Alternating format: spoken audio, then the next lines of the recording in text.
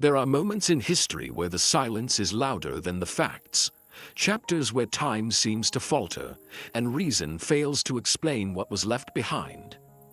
In the shadows of crumbling monasteries, beneath the faded ink of forgotten manuscripts, and carved into the stone walls of ruined castles, lie enigmas that have defied centuries of scrutiny.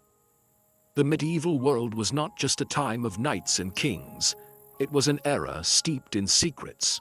Strange lights that appeared in the skies long before the telescope. Skeletons buried with iron spikes through their hearts. Castles built with impossible precision, and texts written in languages no one has ever spoken. Who built these structures? Who recorded these messages? And why do so many of these mysteries seem to vanish just as they near discovery? This is not fiction. These are the real, unsolved riddles of our past, evidence that the Middle Ages may have held knowledge we've lost, or truths we're still not ready to face. So sit back, relax, and let's dive deep into the most haunting and unexplained mysteries of the medieval world. What you're about to discover might change how you see history. The Tower of London looms against the grey English sky, its thick stone walls holding centuries of whispered secrets. Cold, immovable, and ancient, it has stood through war, plague, and dynastic struggle.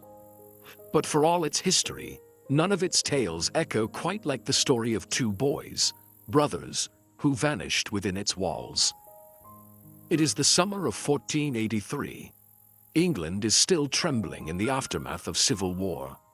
The Wars of the Roses, a brutal conflict between two rival branches of the royal house of Plantagenet, York and Lancaster, have left the country fractured, its throne a prize more dangerous than it is secure. In this uncertain moment, Edward V, a boy of 12, is named king after the death of his father, Edward IV. His younger brother, Richard, Duke of York, is just 9. Together, they are placed in the Tower of London, ostensibly for their protection, until the young king's coronation. But the coronation never comes. Weeks pass, then months. The boys are seen less and less. By the end of the summer, the sightings stop altogether. And then, nothing.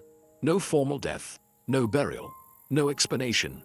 They are simply gone. What happened to the princes in the tower? The official version of events at the time begins to shift. Their uncle, Richard, Duke of Gloucester, declares the boys illegitimate and assumes the throne for himself. He becomes Richard III. His claim is backed by a document, Titulus Regius, which alleges that Edward IV's marriage to Elizabeth Woodville was unlawful. But the timing is suspicious. The disappearance of the boys and Richard's ascension are too close to ignore. Contemporaries whisper. Theories grow like ivy. Did Richard III order their murder to secure his claim? If so, why were no bodies presented to silence rumors? And if not Richard, then who? Some point the finger at Henry Stafford, the Duke of Buckingham, once a supporter of Richard, later executed for rebellion. Others suggest Margaret Beaufort, mother of Henry Tudor, had her own designs on the throne, and her son would later defeat Richard III at the Battle of Bosworth and become Henry VII. There are more questions than answers. Over a century later, in 1674, workmen demolishing a staircase in the White Tower reportedly discover a wooden box. Inside, 2 small skeletons. The bones are reburied in Westminster Abbey, and many come to believe they belong to the lost princes. Yet no definitive proof is ever offered. Modern scientific testing has never been permitted. The remains lie beneath a plaque, sealed in silence. Some historians argue the boys may never have been murdered at all. They may have been smuggled away, hidden by loyalists, spirited across the sea, or confined in secrecy for political gain. Decades later, men claiming to be Richard, the younger prince, would emerge in Europe. One, Perkin Warbeck, would gain support from foreign monarchs, and even wage war against Henry VII before being captured and executed.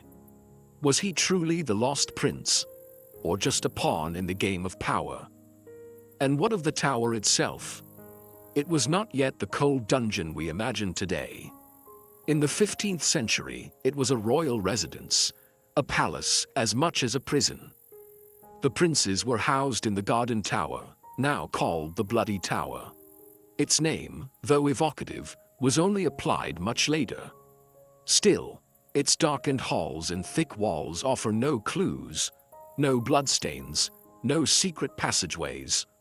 Only the knowledge that two royal children lived here, and then, somehow, ceased to exist. The disappearance of the princes in the tower remains one of history's most unsettling gaps. It is not just the absence of answers, it is the absence of closure. Two lives, royal blood, potential futures, erased. Was it cold political necessity?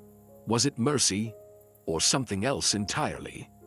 And why does the truth still feel so close, just beneath the stone, behind the veil of time, yet impossible to reach?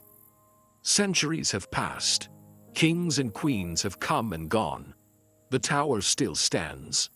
And within its silence, the fate of Edward and Richard endures, unsolved, unnamed, unanswered. What secrets might still lie hidden in the tower's shadow? And what would it mean if one day they were finally brought to light? Not far from the ancient market town of Bury St. Edmunds, the quiet village of Woolpit rests amid the gentle hills and hedgerows of Suffolk, England.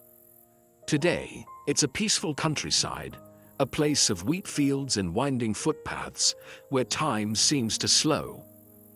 But in the 12th century, this quiet patch of earth became the setting for one of the most bizarre and enduring mysteries of the Middle Ages. It began, as so many of history's strange tales do, without warning. One day, as villagers worked the fields near a series of old wolf pits, deep trenches once used to trap predators, two children appeared from the woods, a boy and a girl. Their clothing was made from unfamiliar materials. Their speech was unintelligible, unlike any dialect spoken in the region. And strangest of all, their skin was green. The account comes from two respected chroniclers of the time, Ralph of Coggeshall and William of Newburgh. Each wrote of the event within living memory, though their versions differ in detail. Still, the core story remains the same. Two green-skinned children, disoriented and frightened, discovered by reapers in the fields of Woolpit. They were taken into the village, where the locals tried to care for them. But the children refused all food, rejecting bread and meat. Days passed. They grew weaker. Then, according to the reports, someone brought them raw broad beans, still in their pods. Only then did the children eat, eagerly and ravenously. Over time, they began to adapt. They learned the local language. Their green hue faded. The boy, younger and more delicate, eventually grew ill and died. But the girl survived, living for many years in the care of Sir Richard de Cown, a local landowner. She eventually told her story.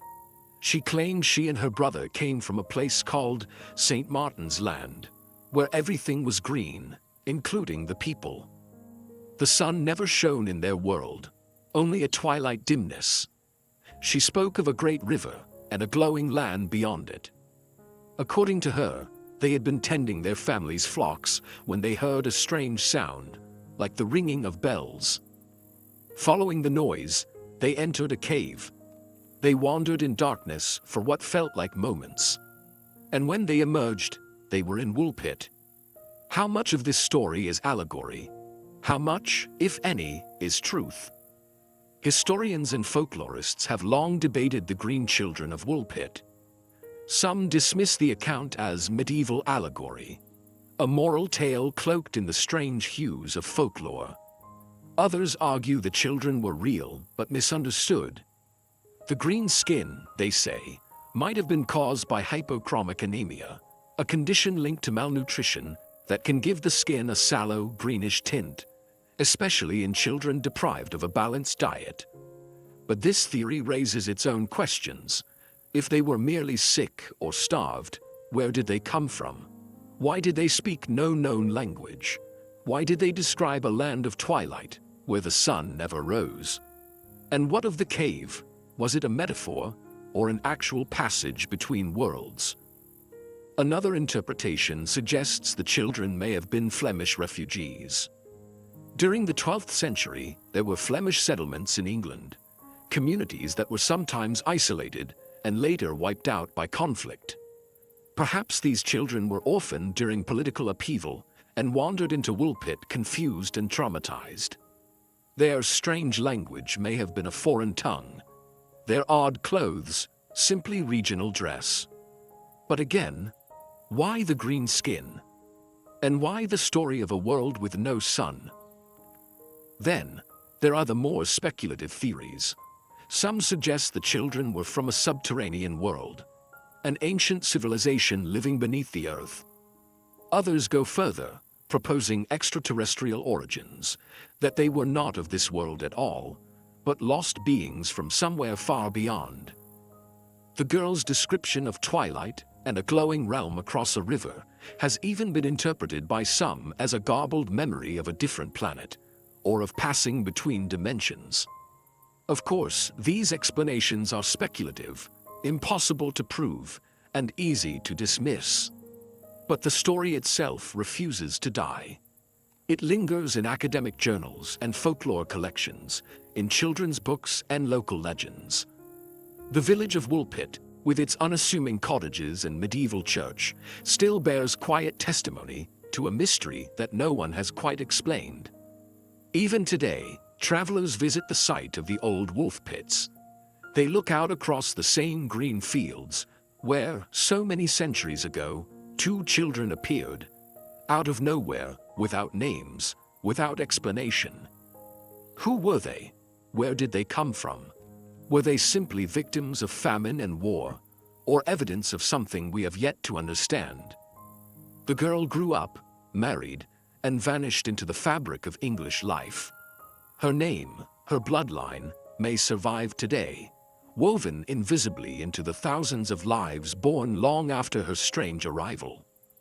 But the truth of what happened that day in Woolpit remains just out of reach, like the echo of a bell heard in a dream, or the shimmer of a green world seen only once.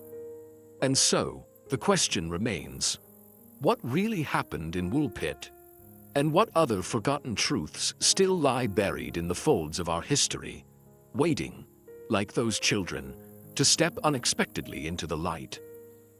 It sits under glass, locked in the Beinecke Rare Book and Manuscript Library at Yale University. Its pages are yellowed but well preserved, filled with strange looping script and otherworldly illustrations. No title, no author, no known origin. It's small, barely more than 200 pages, but what it contains has baffled historians, linguists, cryptographers, and codebreakers for over a century. This is the Voynich manuscript. Named after Wilfrid Voynich, a Polish book dealer who acquired it in 1912, the manuscript is, by all appearances, a book created in the late medieval period, carbon dated to the early 15th century. Its vellum pages were likely made sometime around the early 1400s. But what was written on those pages? And more importantly, by whom? The script is unlike anything else in recorded history. Flowing from left to right, it features looping, consistent characters, repeated often enough to suggest a structured language. And yet, the language is entirely unknown. It doesn't match Latin, Greek, Hebrew, or Arabic. It doesn't resemble any ancient or modern alphabet. And despite decades of effort, no one has been able to translate a single sentence. But it's not only the text that confounds, the illustrations are even stranger. There are botanical drawings, plants with leaves and roots, but none that correspond to real species. Some appear almost plausible, while others feel like hybrid inventions from a forgotten world. There are astronomical diagrams showing suns, stars, and zodiac signs, but rendered with a surreal, dreamlike geometry. Some pages are filled with naked women bathing in tubs connected by serpentine tubes, like a cross between alchemy and fantasy. And then, there are the circular diagrams, mysterious wheels and starbursts, almost mechanical in design, but accompanied by no recognizable labels. It is as if someone encoded a world's worth of knowledge into symbols only they could understand. Who would create such a thing? Several theories have emerged over the centuries. Some scholars argue it was a pharmacopoeia, a guide to plants and healing, written in code to protect valuable medical knowledge. Others think it may have been an attempt at inventing a new language, constructed with such commitment that it mimics the statistical properties of real speech. Some believe it was the work of an isolated genius, perhaps a monk or recluse, driven to create a language known only to himself. There have even been claims that the book was an elaborate hoax, crafted to seem meaningful, but ultimately gibberish. Yet modern analysis has shown patterns in the script too complex, too self-consistent, to be entirely random. And so, the mystery endures. The manuscript passed through many hands before it reached Voynich. There are signs it once belonged to Emperor Rudolph II of the Holy Roman Empire in the late 1500s, a ruler fascinated by the occult and the sciences, who may have paid a small fortune for it. One letter found with the manuscript claims it had been studied by several great minds, including Athanasius Kircher, a Jesuit scholar known for his work on hieroglyphs and mysticism. But no record of a successful translation exists. Only fragments of correspondence filled with uncertainty and wonder. In recent decades, the manuscript has been subjected to computer analysis, linguistic modeling, and even artificial intelligence. Some researchers believe it may follow an underlying grammatical structure. Others have proposed that the text encodes phonetic sounds from a lost dialect. Still, no one has cracked its code. Of course, there are more speculative theories. Some believe the Voynich manuscript came from a lost civilization, its knowledge preserved in a language now extinct. Others suggest it contains alchemical secrets, recipes for transmutation, or maps of the cosmos drawn from another worldview. There are even those who believe the manuscript could be the product of contact with something non-human. Visions, transmissions, or ideas that arrived from a place beyond conventional understanding. But without a key, we are left with silence. Words that cannot speak. Drawings that point nowhere. Meaning that remains out of reach. And perhaps that is what draws us back to it, again and again. There is something haunting about a book that no one alive can read. Something almost sacred in the idea of a knowledge so carefully protected that it has survived fire, war, and time itself, only to remain locked just beyond our grasp. The Voynich manuscript is not just a puzzle. It is a mirror, reflecting our hunger to understand, to decode, to explain the unknown. And perhaps, in some way, it was meant to do exactly that. Not to reveal answers, but to remind us of the limits of what we know. And so we must ask, who held the pen that wrote these pages? What did they see? What truth, or fiction, did they seek to preserve in a language that would resist the ages? And could it be that the manuscript is waiting, not to be solved, but simply to be seen, again and again, as a testament to the deep and enduring mystery of the human mind? Across the sweeping grasslands of northeastern Mongolia, the wind moves like a ghost, soft, steady, unyielding.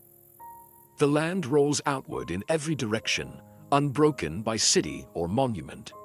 Wild horses run free, and eagle hunters still ride beneath skies that seem untouched by time. But hidden somewhere beneath this vast, open horizon, may lie one of history's greatest secrets, the final resting place of Genghis Khan. He was born as Temujin, sometime around 1162, into a world of tribal warfare, betrayal, and endless struggle. But through unmatched strategy, charisma, and ruthless ambition, he forged a new name for himself, Genghis Khan, the universal ruler, and created the largest contiguous empire the world has ever known. His armies swept across Asia and into Europe, reshaping civilizations and rewriting the political and cultural map of the medieval world. And yet, for all his power and presence in life, Genghis Khan vanished in death. When he died in 1227, somewhere in the remote mountains of northern China or southern Mongolia, his body was hidden. According to legend, his funeral escort killed anyone they passed to preserve secrecy. Once the grave was completed, the soldiers who dug it were allegedly executed. The burial site was trampled by horses to erase all traces. Some accounts even claim that a river was diverted to flow over the tomb, burying it forever beneath the shifting soil. No stone marker, no monument, no written record of its location. It was the perfect disappearance. But why would one of the most influential men in history choose to vanish like this? Mongol custom may hold part of the answer. Genghis Khan, despite his global impact, was deeply tied to the traditions of his people. Mongols believed the earth was sacred, and burials were meant to return a person to nature, quietly, without disturbance. For all his imperial ambitions, Genghis was, at his core, a man of the steppe. In death, he may have chosen humility. Or, perhaps his followers believed that his power would remain strongest if he could not be found. Centuries later, we are still searching. Historians have scoured ancient texts, satellite imagery has been deployed, and archaeological expeditions have ventured deep into the Mongolian wilderness. Most efforts have focused on the Khenti Mountains, a sacred region believed to be closely connected to his life and legacy. But the land resists intrusion. Many local Mongolians believe the tomb should remain untouched. That disturbing the grave of Genghis Khan would bring misfortune, or worse. In 2004, a team using ground-penetrating radar discovered what may have been a buried complex near the Onon River. Strange anomalies, walls, chambers, and even possible burial pits appeared beneath the surface. But no excavation followed. Permission was denied. To this day, the site remains undisturbed. Other expeditions have focused on the Ik Korig, or Great Taboo, a forbidden zone declared sacred during the time of Genghis Khan and protected by royal guards for centuries. Even now, the region is remote, sparsely inhabited, and difficult to access. Could his tomb lie somewhere within those untouched valleys, shielded by centuries of reverence and secrecy? There are also theories, more speculative in nature, that suggest the tomb may not be in Mongolia at all. Some have proposed that his body was brought farther west, buried in Central Asia near the Silk Road, or even entombed in a hidden chamber beneath a now-lost fortress. Others imagine a vast underground mausoleum, filled with gold and weapons, concealed by the sands of the Gobi Desert. Still, no solid evidence has ever emerged, and that may be exactly how it was intended. What makes this mystery so compelling is not just the absence of physical proof, but the silence that surrounds it. Genghis Khan was not merely a conqueror. He was a living legend in his own time. His name inspired fear across continents. He reshaped cities, toppled dynasties, and connected distant worlds through war, trade, and diplomacy. And yet, we do not know where he rests. There is something powerful in that silence, something intentional. Perhaps the greatest emperor of the medieval world wished to dissolve into the land he loved. Perhaps his legacy, measured not in monuments, but in maps redrawn and nations born, is his true memorial. Or perhaps, somewhere beneath the grass and earth, untouched and waiting, the tomb of Genghis Khan remains intact, guarding secrets that have not seen the light in 800 years. Would discovering it rewrite history?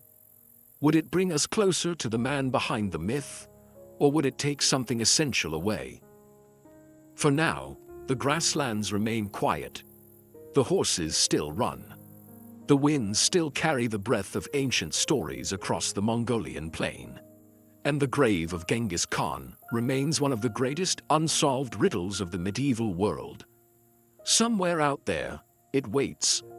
But will it ever be found? Beneath the turquoise waters off the coast of the tiny Greek island of Antikythera, the sea is calm, concealing secrets that have rested for millennia. Jagged rocks rise from the sea floor, cloaked in coral and silence. In 1901, sponge divers working near the island's cliffs descended into these depths and found something unexpected. The wreckage of an ancient Roman-era ship, its hull long rotted, its cargo scattered across the seabed like the bones of a lost civilization. Among amphorae, statues, and bronze armor, one object stood apart. It didn't gleam. It wasn't beautiful. In fact, it was easy to overlook. Just a lump of corroded bronze and rotted wood, fused together by centuries underwater. It was sent to the National Archaeological Museum in Athens, along with the other finds. No one paid it much attention. Not at first. But as conservators slowly separated the encrusted fragments, they began to see something strange. Inside the corroded bronze was a complex arrangement of gears. Teeth cut with precision, axles and dials, tiny inscriptions in ancient Greek. What they had found, buried beneath 2,000 years of salt and silence, would become known as the Antikythera mechanism. To this day, no one fully understands it. Dated to roughly the 2nd century BC, the Antikythera mechanism is widely considered the world's oldest known analog computer. Its surviving fragments, now 82 pieces in total, are part of a device so intricate, it seems almost impossible for its time. Using a series of interlocking gears, the mechanism could track the movements of the sun, the moon, and possibly even the planets. It could predict lunar eclipses, calculate the timing of the Olympic Games, and follow the 19-year Metonic cycle with extraordinary accuracy. All from a device no larger than a shoebox. And yet, no other machine like it has ever been found from the ancient world. How was it built? Who had the knowledge and the tools to design such an object in an age when iron was still rare and astronomical theories were rudimentary? Its inscriptions suggest it was made in the Greek-speaking world, possibly on the island of Rhodes.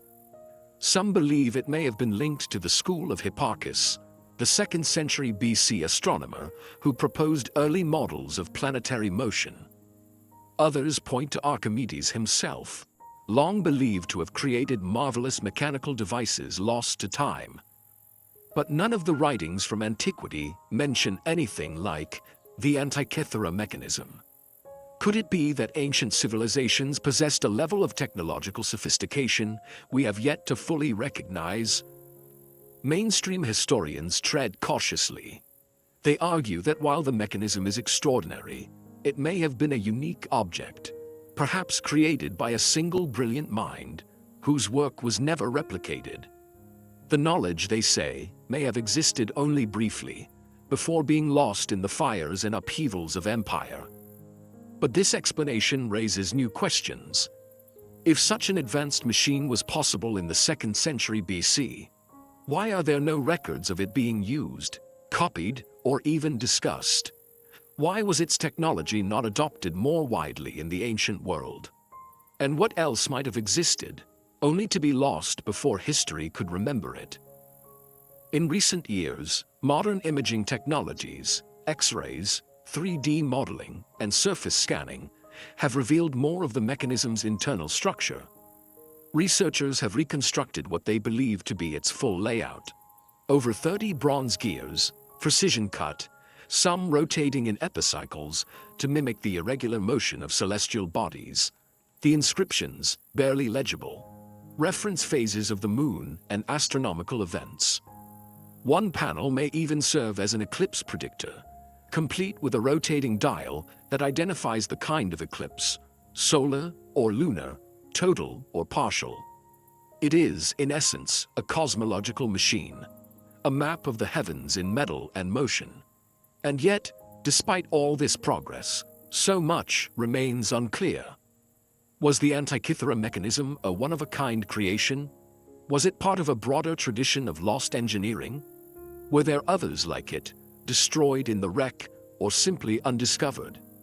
And perhaps most haunting of all, what else has the sea swallowed that we've yet to find? The Antikythera shipwreck still rests beneath the waves, and expeditions continue to revisit the site. New finds, bronze statues, coins, even remnants of scrolls, have slowly emerged. But no other device of equal complexity has surfaced. It remains alone, both artifact and anomaly. And so, it forces us to look again at what we think we know. About the limits of ancient knowledge, about the rise and fall of civilizations, and about how easily human brilliance can be buried by time. The Antikythera mechanism is more than a machine. It is a message from the deep past, a quiet, mechanical whisper reminding us that history is not always linear, that genius can emerge in unexpected places, that progress once made can vanish.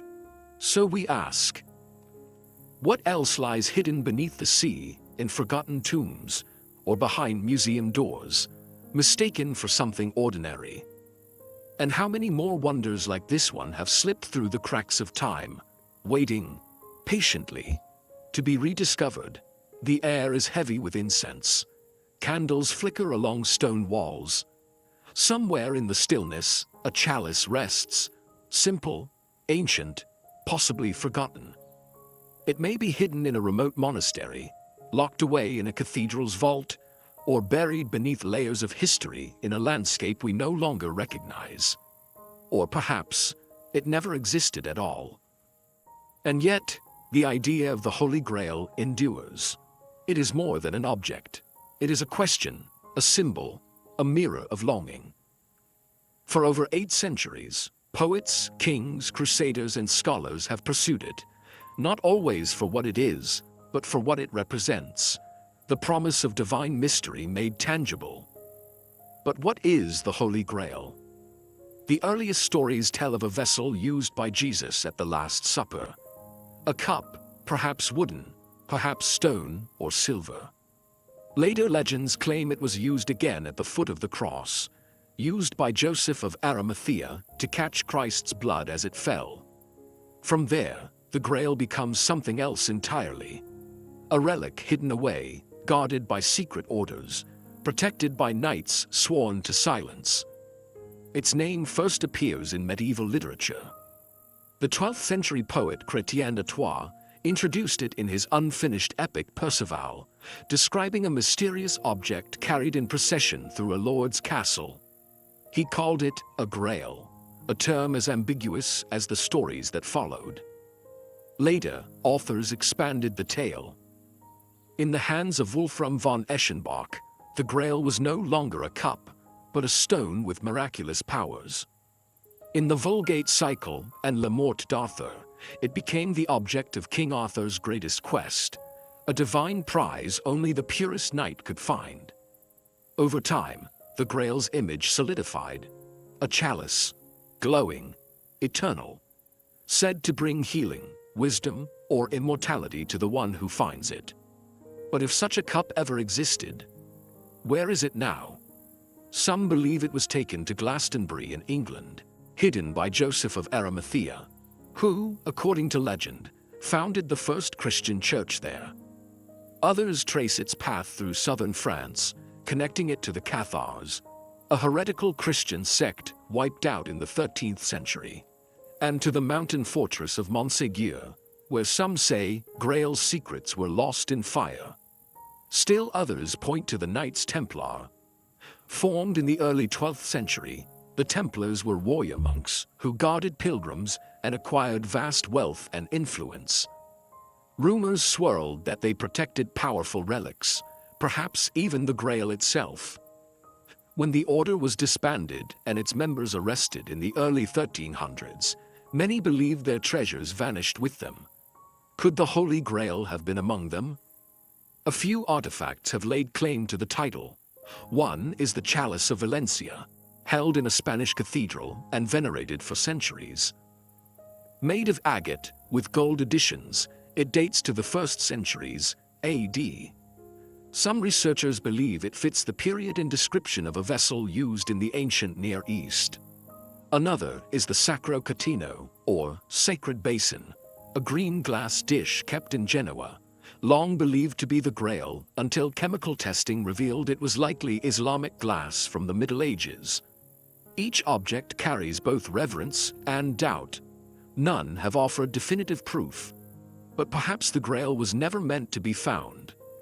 Some scholars argue the Holy Grail was never a physical object at all, but rather a spiritual metaphor, an allegory for divine grace, enlightenment, or moral purity. The medieval romances may not have intended a literal quest, but a symbolic one, a journey into the soul, not the world. And yet, others remain convinced that there is more to the story. Could the Holy Grail be real? Buried in a hidden chamber beneath a ruined abbey? Locked in a Vatican vault? Lost in the shifting sands of ancient Jerusalem? Or might it be something we've passed by again and again, misnamed, misidentified, misunderstood? The Grail has crossed into countless stories, medieval and modern, sacred and secular. It has become a beacon in films, novels, and conspiracies, a symbol of ultimate truth, hidden just out of reach. But the heart of the mystery remains unchanged. Why do we search for the Grail? Is it the relic we seek, or the possibility that something sacred can be touched, even in a world filled with uncertainty? And if such a thing were ever found, if someone were to hold the Holy Grail in their hands, would it satisfy the longing that created it?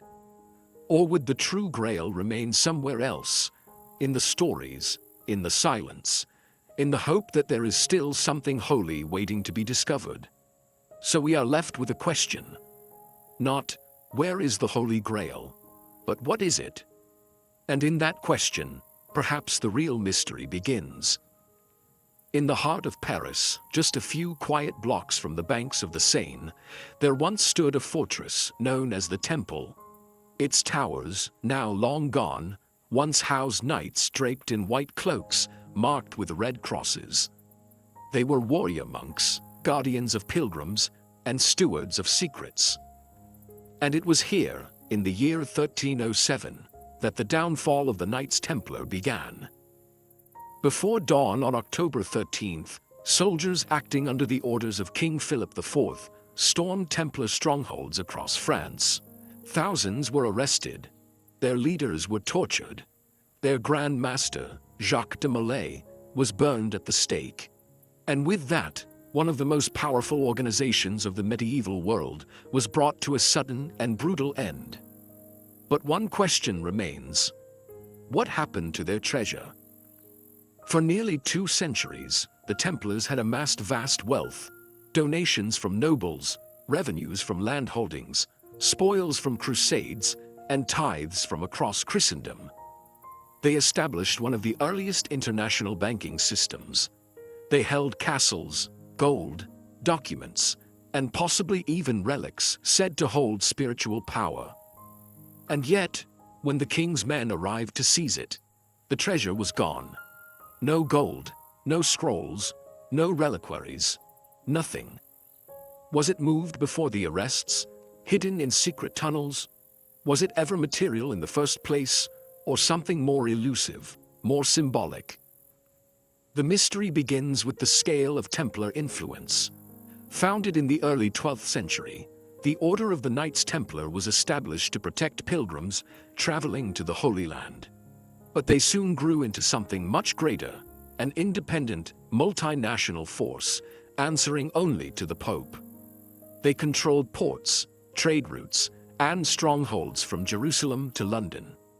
Their wealth, however, made them a target.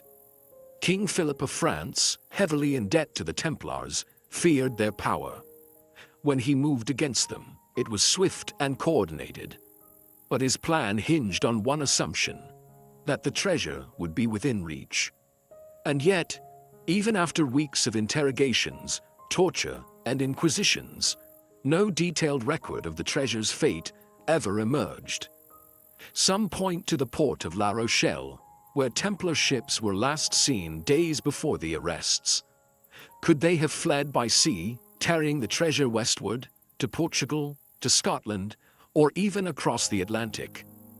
Others suggest the riches were buried beneath their fortresses, sealed behind stone walls, or lost in subterranean crypts.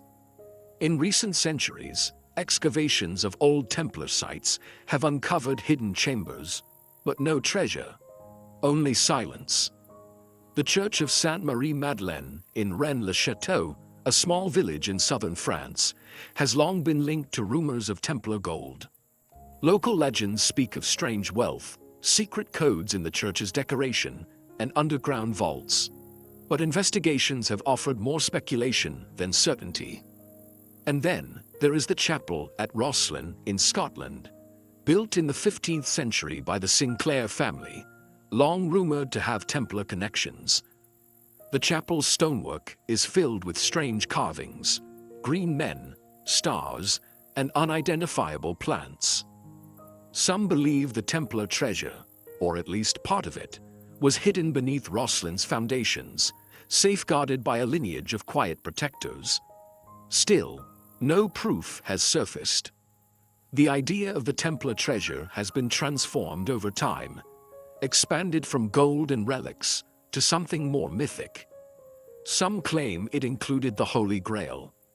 Others say it was ancient knowledge, scrolls from the Temple of Solomon, or evidence that could shake the foundations of the church itself. These theories, of course, live mostly at the edges, difficult to verify, impossible to dismiss outright. What we do know is this: the Templars were more than just soldiers. They were record keepers, builders, thinkers. They left behind a trail of architecture, rituals, and symbols that still stir curiosity today. Their sudden disappearance left a void into which centuries of speculation have poured. Why didn't they resist? Why were they so easily undone after 200 years of power? And if they foresaw their end, as some writings suggest, could they have hidden not just their wealth, but their legacy? Modern searches continue. Explorers and historians have combed through archives, scanned landscapes with radar, even dived into flooded tunnels in search of clues. Some claim the treasure was never about gold, but ideas. A map of ancient truths, a challenge to authority, a key to secrets that remain buried not in earth, but in silence. Others still believe the treasure waits beneath the ruined commandery in southern France, in a hidden chamber below Jerusalem, or aboard a lost shipwreck resting at the bottom of the sea. And so, the question lingers: what did the Templars take with them into the shadows? And could it be that the greatest treasure of the medieval world has yet to be found?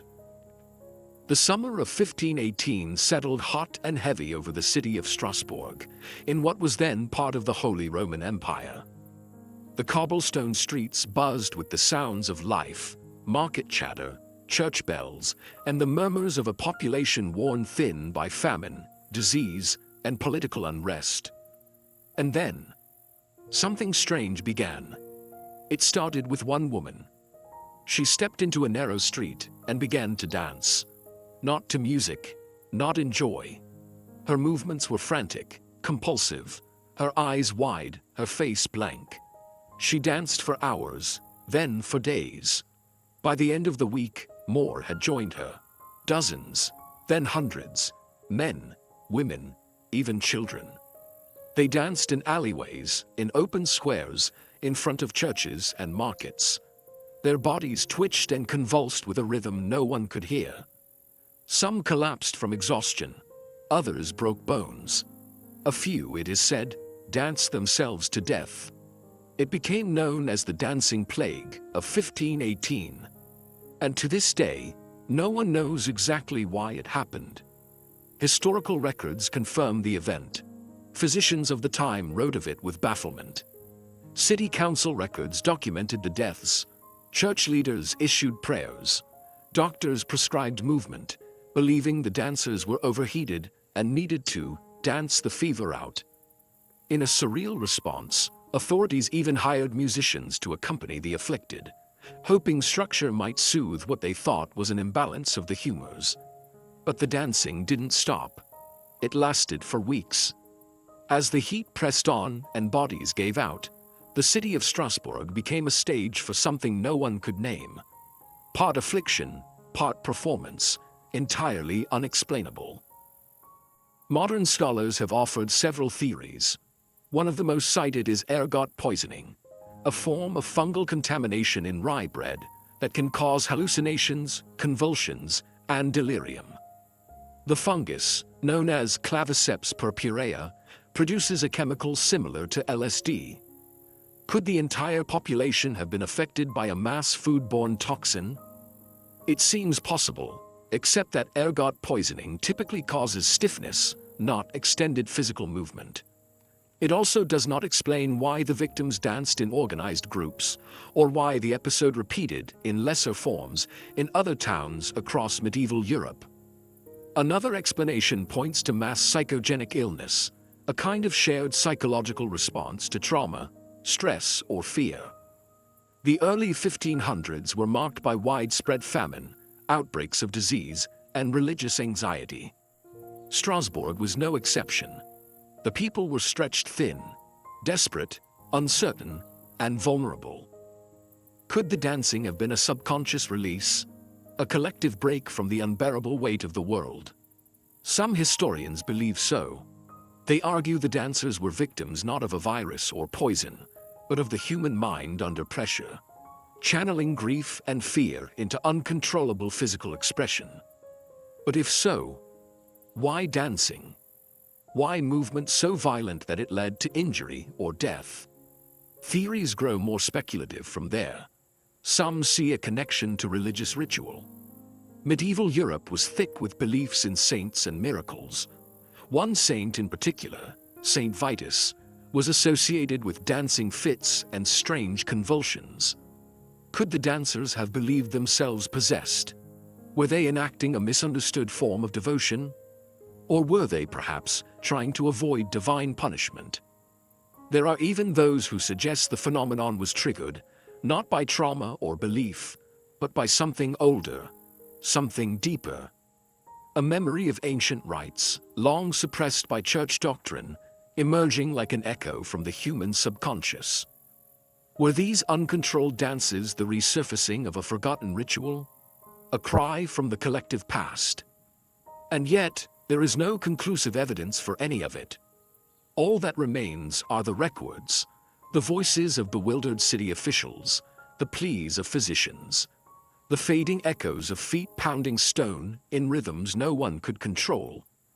Some accounts suggest the dancers were eventually taken to a mountaintop shrine and made to walk in a procession, prayed over, blessed, and told to repent. After that, the epidemic began to subside, but the memory lingered. The dancing plague of 1518 was not the first incident of its kind, nor the last. Smaller outbreaks of choreomania, as it came to be called, were recorded throughout the Middle Ages, but Strasbourg remains the most extreme, the most haunting. What happened that summer? Was it madness, poison, faith, mass trauma? Or was it something we still don't have the language to describe? And perhaps most unsettling of all, could it happen again? Even now, the idea of the body taking over, moving without will or reason, remains deeply unsettling. It asks us to consider how fragile the boundary is between order and chaos, between the known and the unknowable, between the mind and the movement. And so, we are left with another question. What did the people of Strasbourg really see that summer? And what secret, still unnamed, danced through their streets and vanished, just as mysteriously as it came? The Bastille. Cold stone walls, heavy with damp, echoing with the clink of chains and the hush of secrets. In the late 1600s, it stood as a symbol of absolute power, a fortress prison in the heart of Paris, where men disappeared not just from public life, but from memory. And somewhere inside, behind a locked door, there lived a prisoner who would become one of the most enduring enigmas in European history. He wore a mask, not of iron perhaps, but of velvet, padded, concealing. His face was never shown, his identity never revealed, not to guards, not to cellmates, not even, perhaps, to the man himself in the end. We know him only as the man in the iron mask. The story begins not in myth, but in documented fact. French state archives confirm that such a prisoner existed. He was held in multiple prisons across France: Pignerolo, the fortress of Aix-les, Sainte-Marguerite, and finally, the Bastille. He was guarded by the same man throughout, Benigne d'Auvergne de Saint-Mars, a trusted officer in the service of the French crown. This prisoner arrived at Pignerolo in 1669. Over the next 3 decades, he was transferred from fortress to fortress, always under Saint-Mars' watchful eye. He received fine clothing. His quarters were modest but clean. He was treated with a strange mix of severity and respect. And always, the mask remained. When he died in 1703, he was buried under the name Marchioli. The gravestone was removed, the cell was scrubbed, the records redacted. All that remained was a trail of correspondence, letters between Saint-Mars and officials at Versailles, cryptic and sparse. But one detail is repeated: the prisoner must be kept in isolation. No face may be seen, no name spoken aloud. Why? What could this man have known or been that required such extreme secrecy? Over the centuries, dozens of theories have emerged. Some suggest he was a nobleman who had fallen out of favor. Perhaps Count Ercole Antonio Mattioli, an Italian diplomat who betrayed French secrets and was imprisoned around the same time. But Mattioli was publicly arrested and identified. He was no secret.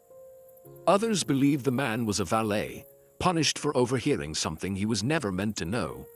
Perhaps a state secret, perhaps something more intimate. But could a servant, however unfortunate, justify such lifelong concealment? Then the theories grow more speculative. Some say he was a twin, a royal twin, a brother to King Louis XIV. In this version of the story, the man in the iron mask was hidden from birth or soon after, to preserve the line of succession, a spare who became a threat. If true, it would explain the mask, the treatment, the silence. But no official record of such a birth exists. And yet, could it have been erased? Voltaire, imprisoned in the Bastille himself, later claimed the masked man was indeed a royal sibling. Alexandre Dumas took the idea and spun it into fiction, immortalizing the story in his novels. But fiction, no matter how compelling, is not fact. And still, the facts themselves are elusive. We know that Saint-Mars took extraordinary care to ensure the man's identity remained hidden. We know that the prisoner lived for over 3 decades under these conditions, that he wrote letters under false names, that his meals were delivered with strict protocol, that he died quietly, with no visitors and no family.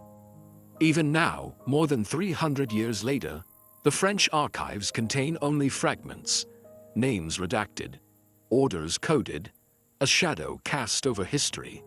And yet, the story endures. Why does the man in the iron mask captivate us still? Is it the cruelty of his isolation, the theatrical detail of the mask itself? Or is it the idea that the most powerful monarchy in Europe had something, or someone, it could not afford the world to see? The prisons where he was held still stand, many of them silent and cold. The Bastille is gone, torn down during the Revolution. But its stones remain scattered through Paris, and its memory lingers in the collective imagination. Somewhere beneath all of it, perhaps, the truth waits, sealed behind walls not of iron, but of secrecy. So we are left to wonder, who was this man? A traitor? A prince? A mistake? And if his identity was so dangerous that it had to be hidden for life, what truth might still lie behind the mask? It began quietly. A sickness moving through villages, then cities. A fever, a swelling, a stench of death that clung to the air. By the time it reached the ports of Italy in 1347, it had already crossed mountains, rivers, and kingdoms. Within a year, half of Europe would lie in graves. The Black Death. A name whispered with fear and remembered with dread. It was one of the deadliest pandemics in human history. But for all we know about its devastation, one question remains more elusive than ever. Where did it come from? For centuries, the Black Death was thought to have originated in the East, perhaps in the vast steppes of Central Asia. Trade caravans and ships became its vessels, carrying the plague westward along the Silk Road and maritime routes. Historians pointed to the siege of Kaffa, a Genoese trading post in Crimea, where Mongol forces are said to have catapulted infected corpses over the city walls, an early and chilling form of biological warfare. From there, it spread with alarming speed. Messina, Genoa, Marseille, then the heartlands of Europe. No village was too remote, no fortress too fortified. It moved through every layer of society, from beggars to bishops, farmers to kings. But was the siege of Kaffa truly the origin? Or just one chapter in a story that began much earlier? Recent discoveries have shifted the conversation.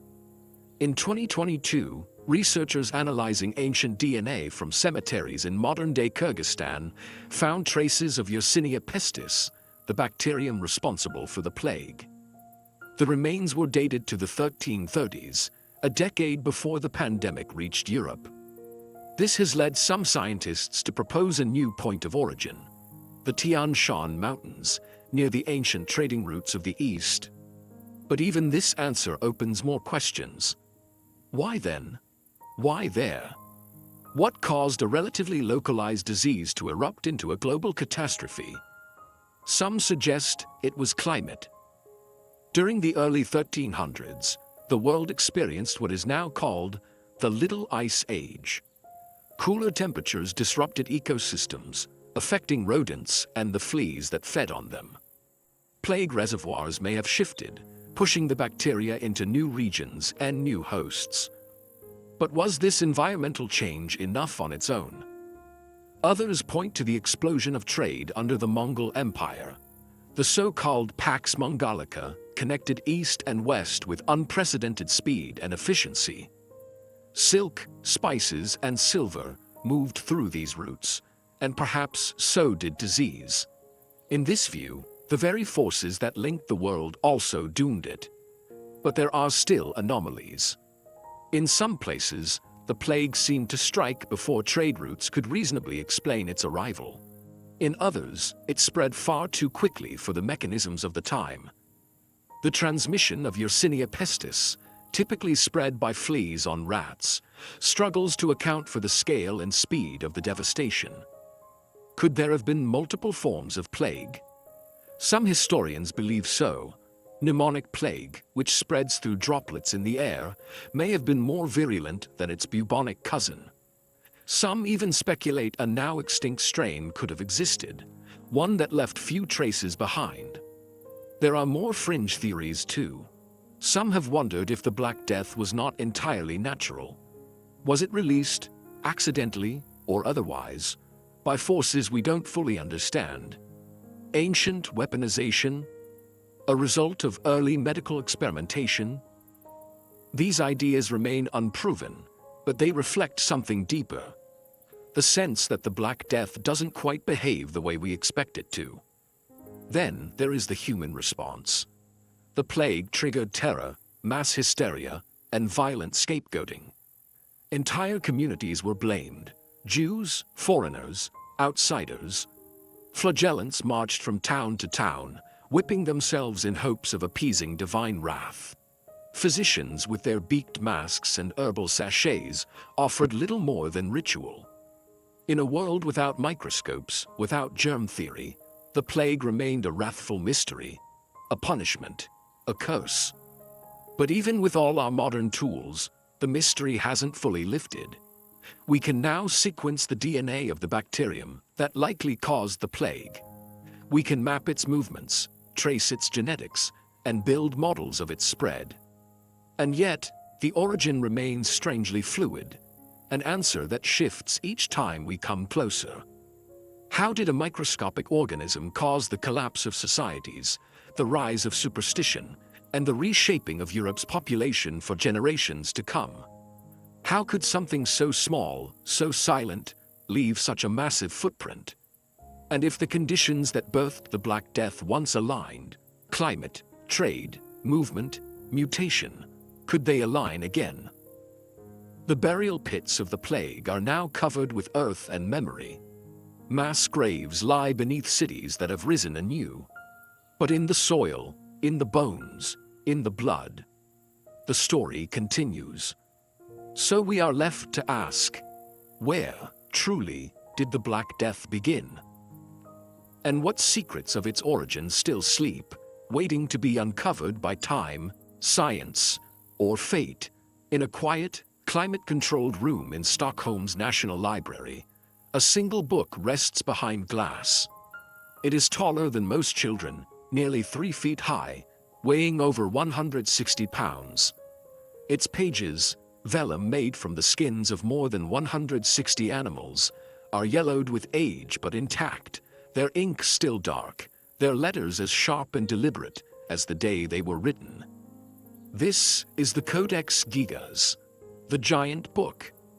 But it is better known by a far more ominous name, the Devil's Bible. Created in the early 13th century, likely within the Benedictine monastery of Podlajic in Bohemia, now the Czech Republic, the Codex Gigas is not just remarkable for its size. It is remarkable for what it contains. The entire Latin Vulgate Bible is included, yes, but so are other works, medical treatises, historical texts, penitential laws, magical formulas, and exorcisms. It is a compendium of medieval knowledge, sacred and profane, collected between 2 covers. But the mystery is not just in the contents, it's in the creation. According to legend, the book was the work of a single monk, a man who, having broken his monastic vows, was sentenced to be walled alive within the monastery. Facing death, he begged for a second chance, not to escape punishment, but to redeem himself by creating a book that would glorify the monastery for eternity. The abbot agreed, but only if the book could be finished in a single night. A task, by all measures, impossible. And so, the monk worked. But as the night deepened and the hour grew late, he realized he could not complete it alone. And so, he made a bargain. He did not pray to God. He called upon something else, the devil. The tale says the book was finished by morning, and in the center of the Codex Gigas, taking up an entire page, is an illustration, striking, unsettling, and utterly unlike anything else in medieval Christian manuscripts. It is the devil. He stands alone on the page, towering with green claws, red-tipped horns, and bulging eyes. He wears nothing but a loincloth of ermine, the fur of royalty. He stares straight ahead, mouth open in a grim, knowing smile. Why would such a figure be placed in a religious manuscript? No accompanying page depicts heaven. No angel mirrors him.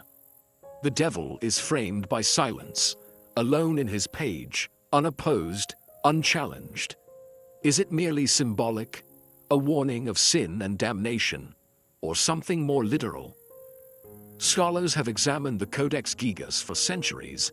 They marvel at its calligraphy, all uniform, written in what appears to be a single hand. No inconsistencies in ink color, no signs of fatigue, no shift in style. As though it had been written in one continuous flow, uninterrupted by sleep or time. Some estimate it would take a trained scribe over 20 years to complete such a manuscript. Others, more conservatively, suggest 5. But in either case, the idea that one man could complete it in a single night seems impossible, unless he had help. Of course, historians caution against the supernatural. They point to the context of the time, a monastic culture where devotion and discipline could span decades. The book may have been the life's work of a single monk, copied slowly, page by page, in near monastic isolation. But even this explanation leaves questions. Why the size? Why include exorcism rituals beside scripture? Why that image, so large, so deliberate? The book has had a troubled history. After its creation in Bohemia, it was moved to the monastery at Brumov, and later to the Royal Library in Prague. In the 17th century, it was seized as war booty by Swedish forces during the 30 Years' War and brought to Stockholm, where it remains today. In 1697, during a fire at Stockholm's royal castle, the codex was thrown from a window to save it from the flames. It survived, barely. A few pages were lost, others singed, but the heart of the book, the secrets it carries, remained intact. Some have suggested the missing pages once contained forbidden texts, perhaps apocryphal gospels, or a second depiction to balance the devils. Others believe the pages may have been removed intentionally to silence a message too dangerous to preserve. And so, the book endures, monumental, complete, and incomplete at once. Its creation shrouded in uncertainty, its purpose unclear. Was it a sacred text, a library in miniature, a penance, or a product of obsession? The Devil's Bible asks not just who made it, but why. What drove one man, or one legend, to assemble so much knowledge, so much darkness, into a single object? And what does it mean that after all these centuries, we are still drawn to it? Perhaps because it stands as a reminder that even in a time of faith, fear remained. That even in a house of God, something else might have been watching. So we are left with yet another question. Was the Codex Gigas merely a masterpiece of devotion? Or was it, as the legend claims, the price of a soul? The port of La Rochelle faces the Atlantic with quiet dignity. Salt-swept and ancient, its stone towers still guard the harbor, where gulls circle and tides roll in and out as they have for centuries. But in the early morning haze of October 13th, 1307, something else stirred in these waters, something that has never been fully accounted for. According to scattered chronicles and whispered reports, the ships of the Knights Templar anchored here vanished, just before the order itself was crushed by the crown of France. This is the mystery of the lost Templar fleet. At the time, the Order of the Knights Templar was among the most powerful institutions in Europe. Formed during the Crusades to protect pilgrims in the Holy Land, they grew into an international force, owning land, fortresses, and financial networks that stretched from Jerusalem to London. But power breeds enemies. By the early 1300s, tensions between the Templars and King Philip IV of France had reached a boiling point. The king owed the order vast sums of money and feared their influence. On Friday the 13th of October, in a coordinated strike, he ordered the arrest of every Templar in France. But when soldiers reached La Rochelle, something was missing. The fleet, reportedly consisting of up to 18 ships, had vanished. No logs were found. No ships remained in the harbor. No sightings were recorded in the days following. For a military and religious order known for its precision, The disappearance of an entire naval force raised immediate questions. Where had they gone? And what were they carrying? Some historians argue the fleet's vanishing is little more than legend, that the records are incomplete, that the number of ships was likely exaggerated, and that the idea of a mass escape is wishful thinking. But others point to the timing.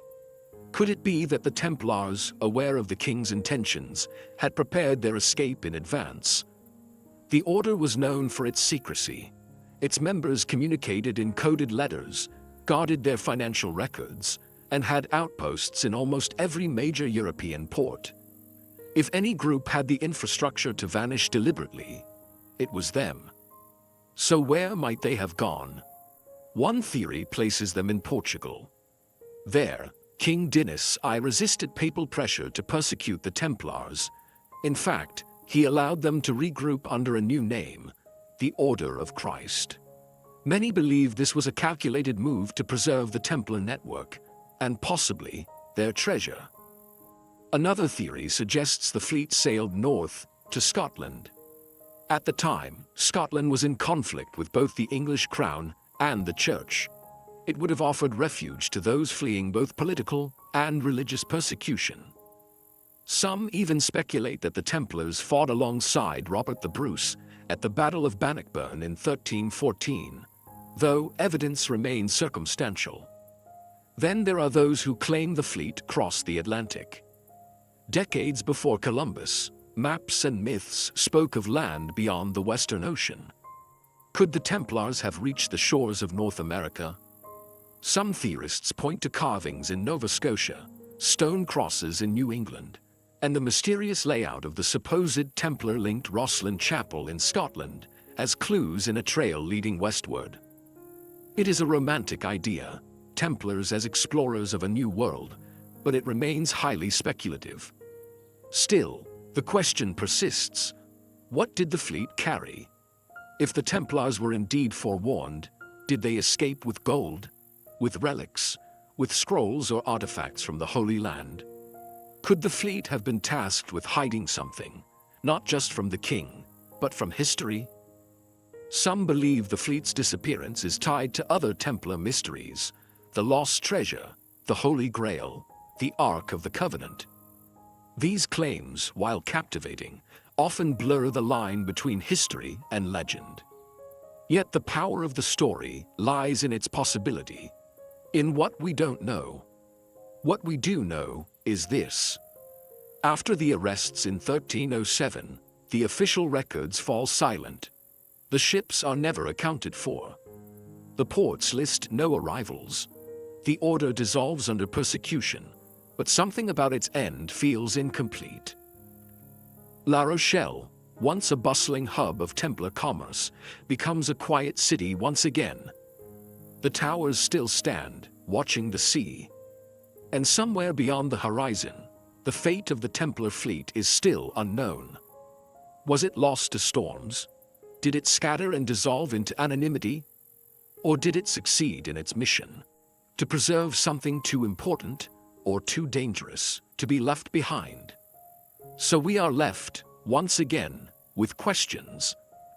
What did those ships carry into the mist? And could it be that the answers still lie beneath the waves, or hidden in a forgotten bay, waiting to be discovered by someone who finally knows where to look? High above the Languedoc plain, the ruins of Montségur cling to the mountaintop like a scar. Its broken walls and shattered towers gaze down on forests and valleys, once soaked in blood. The wind howls through the stone corridors, where once, centuries ago, a different kind of faith dared to take root. Here, in the early 13th century, the Cathars made their final stand. They called themselves the Good Christians. A dualist sect of Christianity, the Cathars believed the material world was a prison, a creation of an evil force. True purity, they taught, was found in rejecting the physical, embracing the spiritual, and living in absolute simplicity. They opposed the wealth and corruption of the Catholic Church. They rejected the sacraments, the cross, even the idea that Christ had ever possessed a human body. To the church, they were heretics. To the people of Languedoc, they were something more. Teachers, healers, mystics. Their popularity grew. So did the fear in Rome. In 1209, Pope Innocent III launched the Albigensian Crusade, a campaign not against Muslims or pagans, but against fellow Christians. Entire towns were wiped out. Tens of thousands were slaughtered. The region was ravaged by inquisitors, its culture erased piece by piece. But some Cathars survived. And as they retreated deeper into the mountains, a legend began to form. It is said that the Cathars possessed a great treasure, not a hoard of coins or gems, but something older. Some believe it was a sacred text, perhaps a lost gospel, or a version of the Book of John, unlike any known to the Church. Others suggest it was the Holy Grail itself, a spiritual relic passed down through secret hands. Whatever it was, the legend holds that the treasure was hidden before Montségur fell. In 1244, after months of siege by Crusader forces, the fortress was finally overrun. Over 200 Cathars who refused to recant were burned alive at the foot of the mountain in what came to be called the Field of the Stake. But just before the final assault, 4 Cathar prefecti, the most devout spiritual leaders, are said to have escaped down the cliffs at night, carrying with them the treasure of the Cathars. And then, nothing. No sign. No trail. Only silence. What was it that they carried? Some believe the treasure lies buried in the caves of the nearby Sabates Mountains, a place long associated with ritual and myth. Others point to Rennes-le-Château, a village steeped in its own shadowy legends. Still others believe the Cathar secret was not physical, but spiritual, passed from generation to generation in whispers and symbols. There are documents, fragments of letters, records of inquisitions, testimonies from frightened villagers. They speak of relics, of knowledge forbidden by Rome, of something too dangerous to fall into the hands of the Church. But no definitive proof has ever surfaced. Modern searches have yielded tantalizing clues. Hollow chambers hidden beneath old Cathar sites, strange inscriptions carved into cave walls, coins, artifacts, texts written in unknown ciphers, but nothing that can be definitively linked to the final flight from Montségur.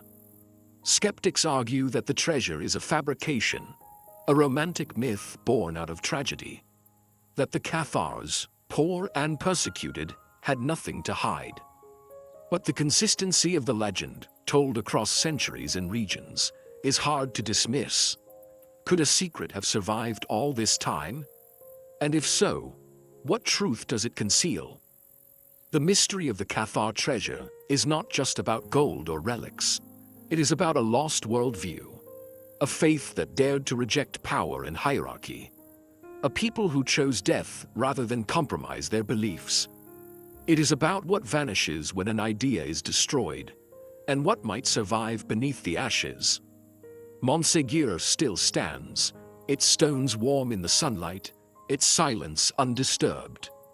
Pilgrims and seekers still climb the winding path to its summit, looking not for treasure, but for answers, for something that history has not yet erased. And so we ask, did the Cathars truly carry something down the mountain? A scroll? A truth? A flame of knowledge meant to be kept alive in secret?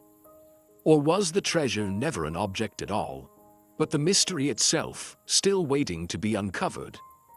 Somewhere in the shadows of southern France, the past has yet to speak its last word. High above the city of Granada, the whitewashed chapel of Sacramonte overlooks a winding mosaic of tiled roofs, cypress trees, and distant mountains.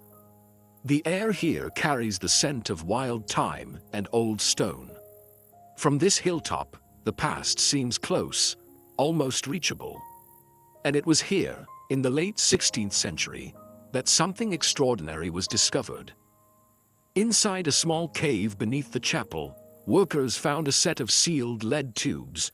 When opened, They revealed thin sheets of lead, carefully beaten into the shape of books. Each page was inscribed with strange writing, an unfamiliar script that mixed Arabic characters with Latin and symbols unlike any known alphabet. Alongside these lead texts were relics, bones said to belong to early Christian martyrs, crosses, and wooden boards etched with cryptic messages. The discovery stunned the local clergy. What were these objects? Who had buried them? And what secrets did the books contain? This was the beginning of the mystery, now known as the Libros Plumbeos de Granada, the lead books of Granada. The texts, once translated with great effort, told an astonishing story. They claimed that long before the Arab conquest of Spain, in the first centuries after Christ, a group of early Christians had lived and preached in the region. These followers were described as devout, multilingual, and peaceful. They bore teachings that emphasized tolerance between Christians and Muslims, and they revered the Virgin Mary above all. The messages were apocalyptic in tone, warning of dark times ahead, but promising eventual unity through divine wisdom. For many, it seemed like a miracle. Here, at the intersection of Christian and Islamic worlds, was a document that bridged the divide. A vision of harmony embedded in the very soil of Granada. Clerics began to see the lead books as divine confirmation of Spain's sacred destiny. Processions were held, pilgrimages made, and the chapel of Sacromonte was elevated to a site of holy significance. But not everyone was convinced. From the beginning, the Vatican expressed skepticism. The strange mixture of languages, the Marian emphasis, and the lack of known authorship all raised alarms. Eventually, a full investigation was ordered. The Church, wary of heresy and falsification, examined the texts over decades. By the 1680s, the verdict came down. The lead books were declared forgeries. They were banned, locked away in the Vatican's archives. Those associated with their discovery and translation were discredited or dismissed. The relics remained at Sacromonte, but the texts themselves were removed from public view. And yet, the questions never faded. Who created the lead books? If they were indeed forged, the forger, or forgers, possessed extraordinary knowledge. The texts combine theological nuance, historical illusion, and linguistic innovation. The metal itself had been carefully shaped, folded, and inscribed with tools few could master. And the messages, complex, mystical, and inclusive, seemed far ahead of their time. One theory points to a group of Moriscos, Muslims who had converted to Christianity after the Reconquista, many of whom were still persecuted and distrusted. These crypto-Muslims may have forged the texts as a way to protect their culture and faith under the guise of early Christianity, blending Islamic and Christian elements into a shared origin story. If true, the lead books become less of a hoax and more of a survival mechanism, an attempt to rewrite memory, to reshape the past into something that could offer safety. Others argue the books may have originated within mystical Christian sects, interested in Marian theology and apocalyptic visions. The esoteric tone of the texts bears similarities to Gnostic writings, long suppressed by the Church. Still others point to more speculative ideas. Were the books truly forgeries, or was the Church's rejection a political decision? Do the messages point to a deeper historical truth that challenged religious orthodoxy too strongly to be tolerated? Modern scholars remain divided. In recent years, the lead books have been studied again using non-invasive imaging, meta-analysis, and digital linguistics. But no consensus has emerged. The lead is old, but not definitively dated. The script resists straightforward classification. The texts themselves, part theology, part prophecy, refuse easy interpretation. And so, the mystery endures. The books remain in the Vatican Library, rarely displayed, their pages still closed to the world. In Granada, the cave beneath the chapel is quiet now. A few visitors pass through, touching the stone walls, looking for a sign, a clue, a fragment of forgotten truth. Was it fraud? Or faith? A deception for survival? Or a revelation buried too soon? The lead books of Granada do not give easy answers. They remain suspended between legend and history, hope and heresy. They ask us to look beyond the surface of belief and into the spaces where language, power, and mystery meet. And so we wonder, who wrote these words on lead? And what truth, if any, still lies sealed within their silence? The plain near Agincourt lies low and open, bordered by woods and ridges, quiet now, but once drenched in rain, blood, and confusion. On October 25, 1415, this patch of land saw one of the most improbable military victories in medieval history. King Henry V of England, outnumbered and half-starved, faced the might of the French nobility. Thousands of knights and soldiers in gleaming armor. The odds were crushing. And yet, the English won. Historians still marvel at the tactics, the narrow field, the long bows, the mud that swallowed horses and steel alike. But buried within the records and letters from that day is something more peculiar. A fragment of legend. A detail that doesn't fit. A ghostly army. Several chroniclers, both English and French, make note of a strange moment during the height of battle. As the fighting turned against the French, and panic began to spread through their ranks, some soldiers claimed they saw additional figures appear behind the English lines. A silent host. Some said they looked like monks.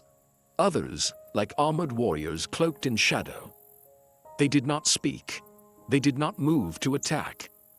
But their presence, unexpected and unexplained, seemed to shift the morale of the battlefield.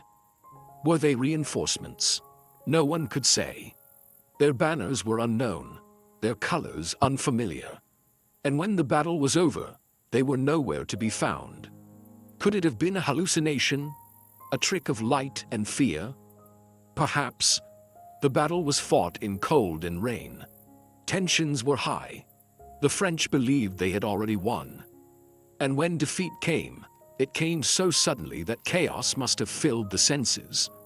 But the reports are surprisingly consistent. Descriptions of shadowy figures, of a force that seemed to arrive, then vanish.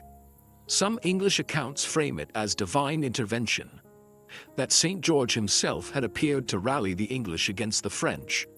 That the ghost army was heaven sent, warriors of God in service to the rightful king. The idea was convenient, politically useful, and resonated with a population eager to see their king's victory as chosen by fate. But other versions are more subdued. They do not speak of saints or angels, but of a quiet, unsettling presence. A second army. One not seen by all, but by enough to raise questions that persist centuries later. Could there be a natural explanation? Fog and weather have long played tricks on the eyes. The wooded edges of the battlefield might have revealed and concealed figures at strange angles.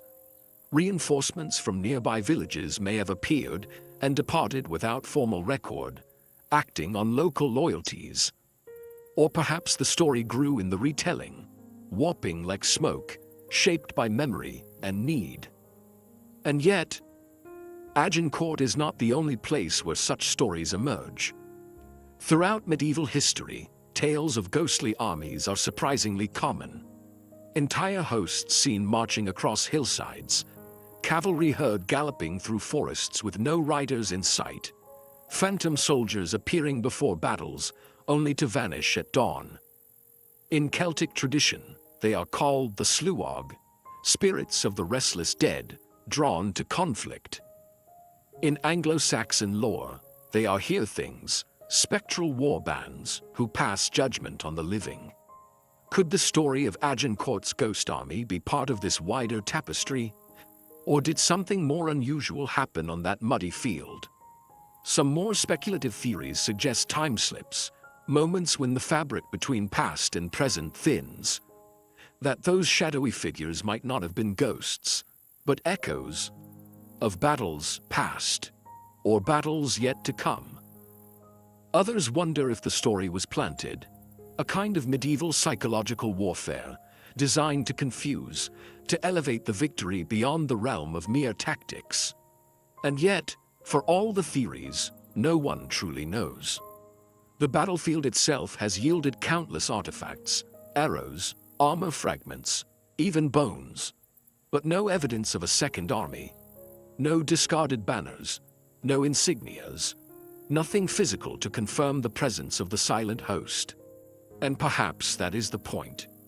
If something did appear at Agincourt, whether saint, shadow, or superstition, it left no trace, only the memory of something seen at the edge of battle, a presence neither enemy nor ally, just there. So we are left with another question. On that rain-slicked field, in the mud and terror of war, did something more than history unfold? And could it be that in the silence between clashing swords, a mystery still walks the grounds of Agincourt, waiting to be seen again? The Basilica of St. John Lateran in Rome has seen centuries of ceremony. Crowns placed on emperors, blessings whispered over kings, and the shaping of doctrine that echoes through time. But in the year 897, this sacred space was transformed into something else entirely. A courtroom, and in the center of it, a corpse. Clothed in papal robes, propped up on a throne, the body of Pope Formosus, dead for over 9 months, sat in eerie silence as he was placed on trial by his successor. This event would come to be known as the Cadaver Synod. Historians confirm it happened. The records are clear, even if the motives remain murky. Pope Stephen VI, newly elevated to the throne of St. Peter, ordered the exhumation of his predecessor. Formosus's decaying body was removed from its tomb, dressed in ceremonial vestments, and brought before a tribunal of bishops. An appointed deacon stood by the corpse to speak on its behalf. What followed was a grotesque reenactment of justice. Charges were read aloud, accusations made. Among them, perjury, violating canon law, and ascending to the papacy unlawfully. The verdict, unsurprisingly, was guilty. Formosus's papacy was annulled. All acts and ordinations performed during his time as pope were declared void. His body, stripped of its garments, had the 3 fingers used for blessings cut from his right hand. Then, in a final act of degradation, it was cast into the Tiber River.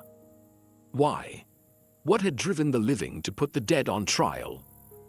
The political landscape of the late 9th century was fraught with chaos. The Carolingian Empire was crumbling. Rome was caught between powerful factions, vying for control of the papacy. Formosus had made enemies, chief among them, the family of Duke Guy of Spoleto, whose influence over the papacy he had tried to curtail. Stephen, elevated by the Spoletans, may have acted out of loyalty or vengeance. But even within the volatile norms of the time, the Cadaver Synod stands apart. Some accounts portray Stephen as unstable, raving, obsessed with Formosus's legacy. Others suggest he was manipulated by external forces, a puppet used to wipe away a predecessor's decisions that had proven inconvenient. But the act itself remains difficult to explain by logic alone. Why not simply revoke Formosus's decrees? Why the theater? Why the corpse? Was it an attempt to rewrite history through ritual humiliation? A symbolic statement that even in death, power could be undone? Or was it something deeper, something rooted in the medieval fear of the afterlife, of divine order disrupted? There are stranger theories still. Some have speculated that the trial was more than political, that Formosus had been suspected of heresy or dangerous knowledge, and that condemning his body was a way of severing his influence from the realm of the living. That the ritual humiliation was meant not just for Rome, but for the heavens. If so, what did Formosus know? Whatever the true motivation, the consequences of the Cadaver Synod rippled outward. Public opinion turned swiftly against Pope Stephen. The grotesque spectacle horrified even those used to ecclesiastical drama. Within a year, Stephen was imprisoned and strangled in his cell. Formosus's body, recovered from the river, was reburied with honor. His decrees were restored, and the synod itself was declared invalid. Yet the event remains etched into the historical record, bizarre, macabre, and unresolved. No single account explains it fully. The letters, the chronicles, the papal bulls, none offer clarity. They present fact without motive, detail without meaning, as though even the church itself did not fully understand what it had done. And so the questions linger. Was the Cadaver Synod an extreme political purge? A theological correction gone too far? A symbolic exorcism of guilt, corruption, or fear? Or was it something else altogether? In the cool, dim chapels of the Lateran today, the air is still. The trial is long past, the bones return to dust. But the memory of that day, of a court convened to condemn the dead, haunts the church's past like a whispered warning. So we ask, what truth lies buried in the trial of a corpse? And what kind of power demands that even death is not beyond judgment? In the wind-swept hills of Wales and the moss-covered ruins of forgotten abbeys, the name Merlin lingers like fog. He is part of the soil, the stone, the myth, the prophet, the magician, the advisor to kings, half man, half mystery. But among the countless stories and songs written of him, there is one recurring thread that appears again and again. That Merlin left behind a book, a grimoire, a prophecy, a record of visions that transcended time. And somewhere, it was said, this book was hidden. The earliest hints appear in 12th century chronicles. Geoffrey of Monmouth, the Welsh cleric whose Prophetia Merlini brought Merlin into medieval literature, claimed to have accessed older, mysterious sources, texts written in the native tongue, and possibly one by Merlin himself. He spoke not just of visions, but of a book of ancient knowledge. Others, like Gerald of Wales, mention that certain monasteries in Britain housed prophetic writings attributed to a shadowy druidic figure, whose name was not always spoken aloud. What did these books contain? Were they simply poetic riddles, political allegories cloaked as prophecy? Or was there something more, something closer to a map of the unseen? Later medieval texts began to embellish the idea. In French romances and Arthurian cycles, Merlin is said to have kept writings in strange scripts, encoded and buried beneath sacred ground. In some versions, the book contains astrological calculations, in others, rituals and elemental commands. And always, the knowledge it held was feared, as much as it was desired. But was this book ever real? Some scholars believe the idea of the Book of Merlin may be symbolic, a literary device representing forbidden or forgotten knowledge, a metaphor for the lost pagan traditions suppressed by the Christian world. Others suggest that if it did exist, it may have been destroyed by design, burned by monks, buried by kings, erased by time. And yet, fragments remain. In the British Library, the Red Book of Hergest, a medieval Welsh manuscript, contains passages about Merlin, Myrddin, as he was originally known, speaking in riddles of a coming disaster, of hidden truths, and a world out of balance. Another, the Black Book of Carmarthen, includes prophetic poems that some believe may have originated from an earlier oral tradition, one that once had a written form. But no full Book of Merlin has ever been found. Could it still exist? Some believe it might. A few accounts suggest the Knights Templar, or their later incarnations, sought to preserve older mystical texts. that a copy of Merlin's book was smuggled out of Britain during the time of the Norman invasion and hidden in a European monastery.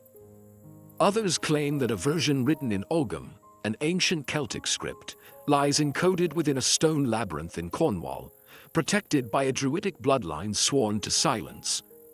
There are even suggestions that Merlin's book was never meant to be read in the traditional sense, that it was carved into the landscape itself.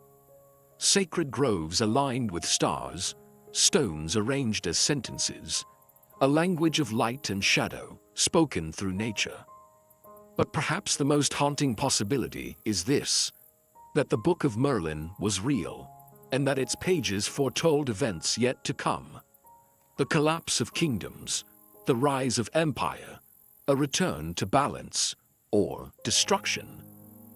Medieval occultists believed that words written by a true seer could survive not only centuries, but shift reality itself.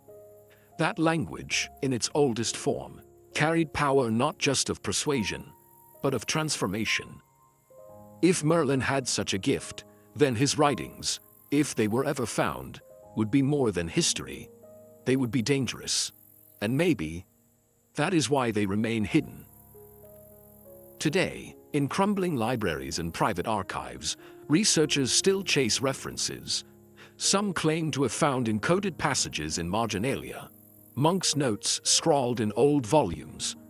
Others look to bardic poems passed down orally for signs of a larger, lost original. A few even scour ancient stones in remote Welsh valleys, reading the cracks like letters. But nothing conclusive has ever surfaced. And so the lost Book of Merlin remains just that, lost. Or perhaps, waiting. Was it burned in some forgotten purge of heretical texts? Was it buried in the tomb of a long-dead king? Or does it lie still, hidden in plain sight, mistaken for something it is not? What truths might it hold? What warnings? And if one day someone were to find it, would we even recognize it for what it is? The wind still moves through the trees of ancient forests, once walked by storytellers. The stones still stand where myths once breathed. And somewhere, just beyond the grasp of history, the words of a long silent prophet may still echo, unread, unseen, but not yet gone. The Ile de la Cité, in the heart of medieval Paris, has always been a place where power gathers. Royal courts, cathedrals, prisons. The island has seen kings rise and fall, and faith tested by flame. On March 18, 1314, a crowd assembled near the River Seine. The sky was gray, the wind sharp, and at the center of it all, a wooden scaffold stood waiting. Bound and silent, Jacques de Molay, the last Grand Master of the Knights Templar, was led to the stake. He had once commanded the most powerful military order in Christendom. The Templars had fought in the Crusades, guarded pilgrims, and established one of the earliest international banking systems.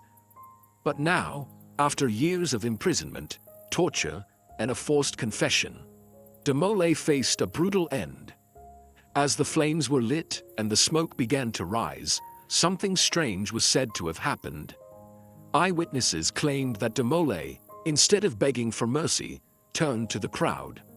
With fire curling around his feet, he cried out, not in fear, but in fury. He called for justice, and then he issued a curse. According to the earliest accounts, de Molay declared that Pope Clement V, who had authorized the persecution of the Templars, and King Philip IV of France, who orchestrated their downfall, would both die within the year and be judged before God. Within weeks, the Pope fell ill and died. Within months, the king suffered a stroke and passed away. A coincidence? Perhaps. But the deaths didn't stop there. Over the next 14 years, Philip's 3 sons, all of whom became kings, died young, without producing stable heirs. The Capetian dynasty, which had ruled France for over 300 years, collapsed. The country descended into chaos, leading to the bloody 100 Years' War, and a crisis of succession that would alter European history. Many began to speak of the Templar curse. Was it real?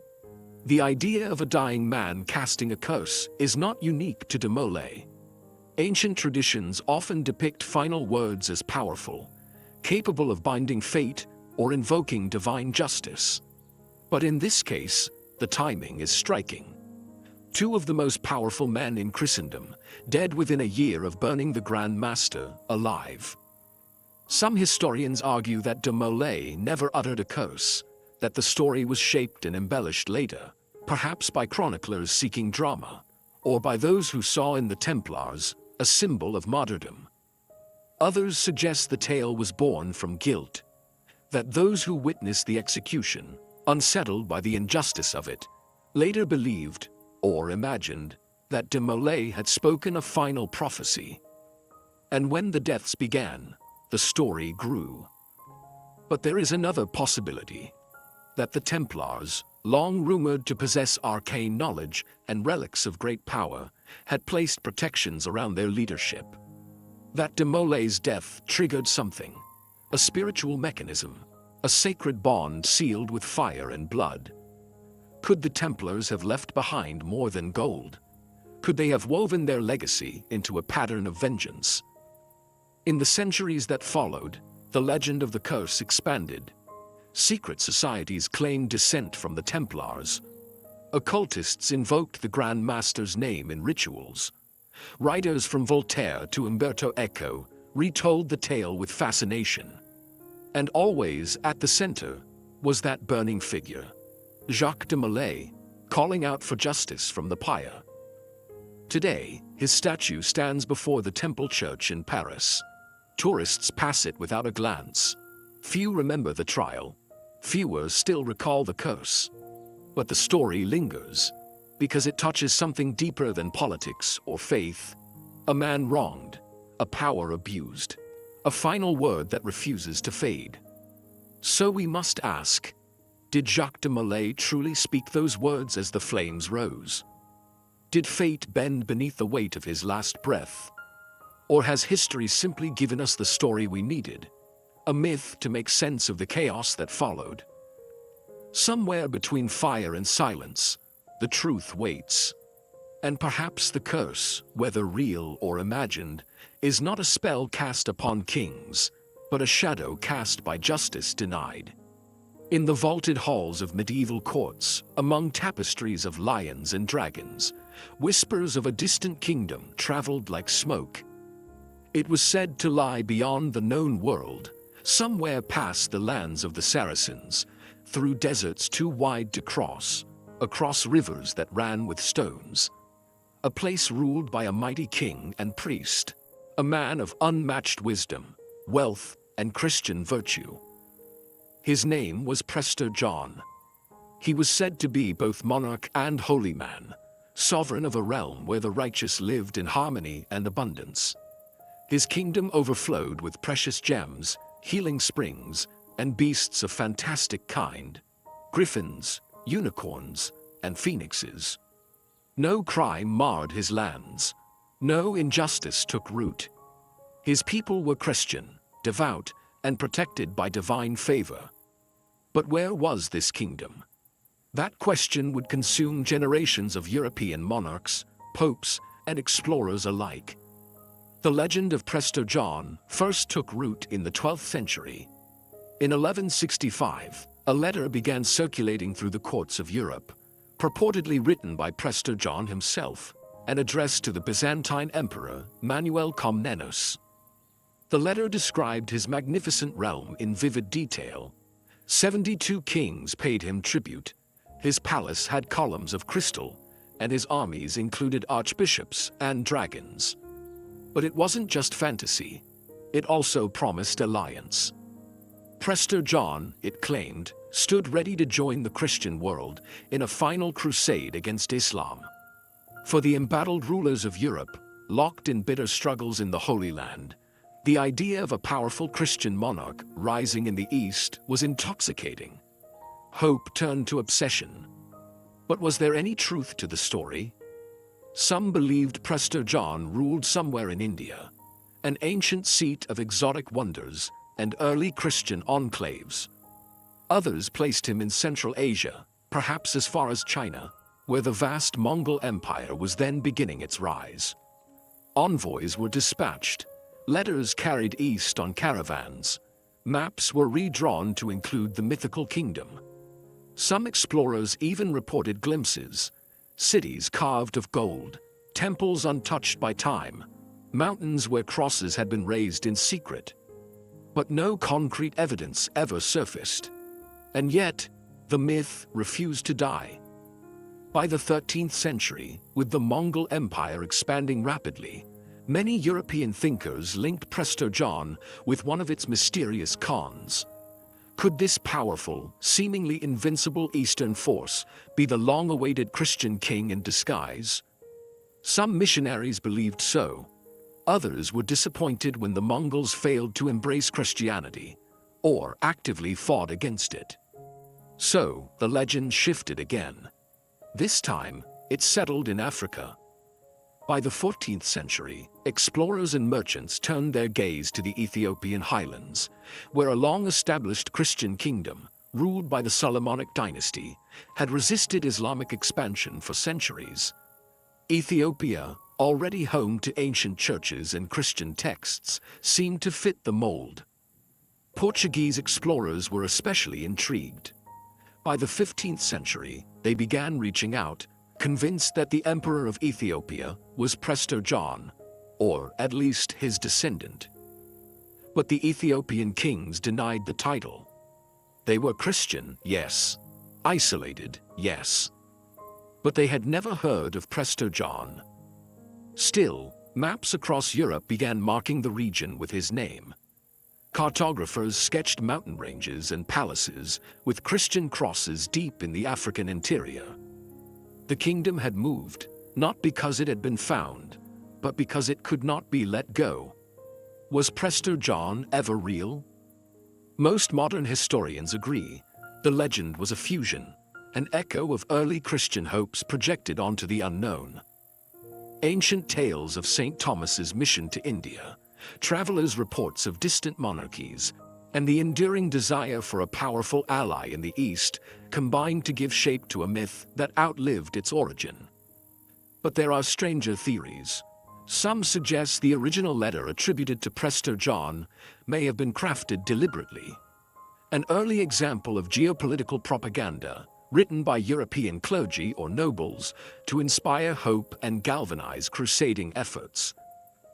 Others wonder if the story was rooted in a real figure, perhaps a Nestorian bishop or king of a Christianized tribe in Central Asia. The collapse of those cultures beneath the tide of Mongol expansion may have erased any evidence. But what if something did exist? Some small, isolated kingdom clinging to a different vision of faith in a forgotten corner of the world? Or, more mystically, some have proposed that Prester John was never a man at all, but a metaphor. A dream of sacred kingship, of moral order untouched by corruption. A mirror held up to the fractured, war-torn Christian world, asking what might have been. And yet, the letter survives. It can be read today in Latin and translation, preserved in archives and libraries. A message from nowhere, beautiful, strange, and filled with promises never fulfilled. It offers no coordinates, no path, only wonder. So we are left to wonder ourselves. Was Prester John a man, a myth, a message? And in the lost pages of old maps and forgotten books, might a clue still remain, waiting to lead us toward the kingdom that never was, or perhaps still is? In the courtyard of the Qutb complex, just south of the modern sprawl of New Delhi, a solitary column rises quietly from the stone. At first glance, it may seem unremarkable. Just over 7 meters tall, unadorned at the top, its base crowned by delicate carvings, nearly worn away by centuries of footsteps and wind. But this is no ordinary monument. This is the Iron Pillar of Delhi, an object that has baffled metallurgists, historians, and archaeologists alike. What makes the pillar remarkable is not its appearance, but its resilience. For over 1,600 years, it has stood beneath open skies, enduring monsoon rains, scorching summers, and the humid air of northern India. And yet, despite being composed almost entirely of wrought iron, it has not rusted. Not in the way one would expect. Not like any modern iron exposed to the elements. Why? That question, simple in form, complex in answer, has lingered since the pillar was first studied in detail by British engineers in the 19th century. Dating back to the Gupta period, around the 4th century AD, the iron pillar bears an inscription in Sanskrit. It praises King Chandragupta II, referring to him as a devotee of the god Vishnu, and boasts of his military victories and moral virtue. But the identity of the king, though historically significant, is not the source of the mystery. It is the iron itself. How was such a massive structure forged during a time when industrial metallurgy, as we understand it today, did not exist? The pillar weighs over 6 tons and is composed of 99.72% pure wrought iron, an extraordinary level of purity for its era. There is no evidence of casting. Instead, it was likely forged through hammer welding, an arduous, labor-intensive process involving heating and joining large chunks of iron, repeatedly hammered into shape.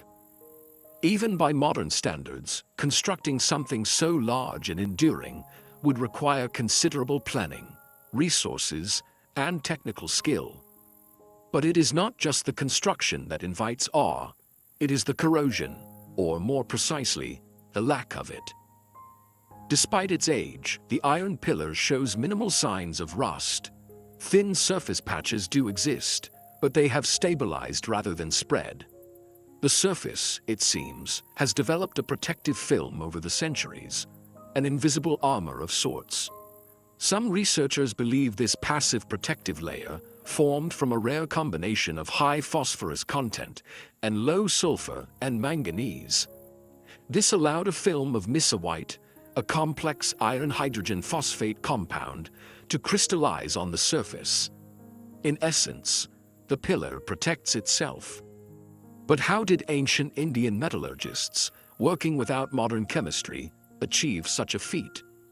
Some suggest it was intentional, part of a secret or lost technique passed down among blacksmith guilds, now vanished from history. Others argue it was accidental, an unintended consequence of the materials and smelting methods used at the time.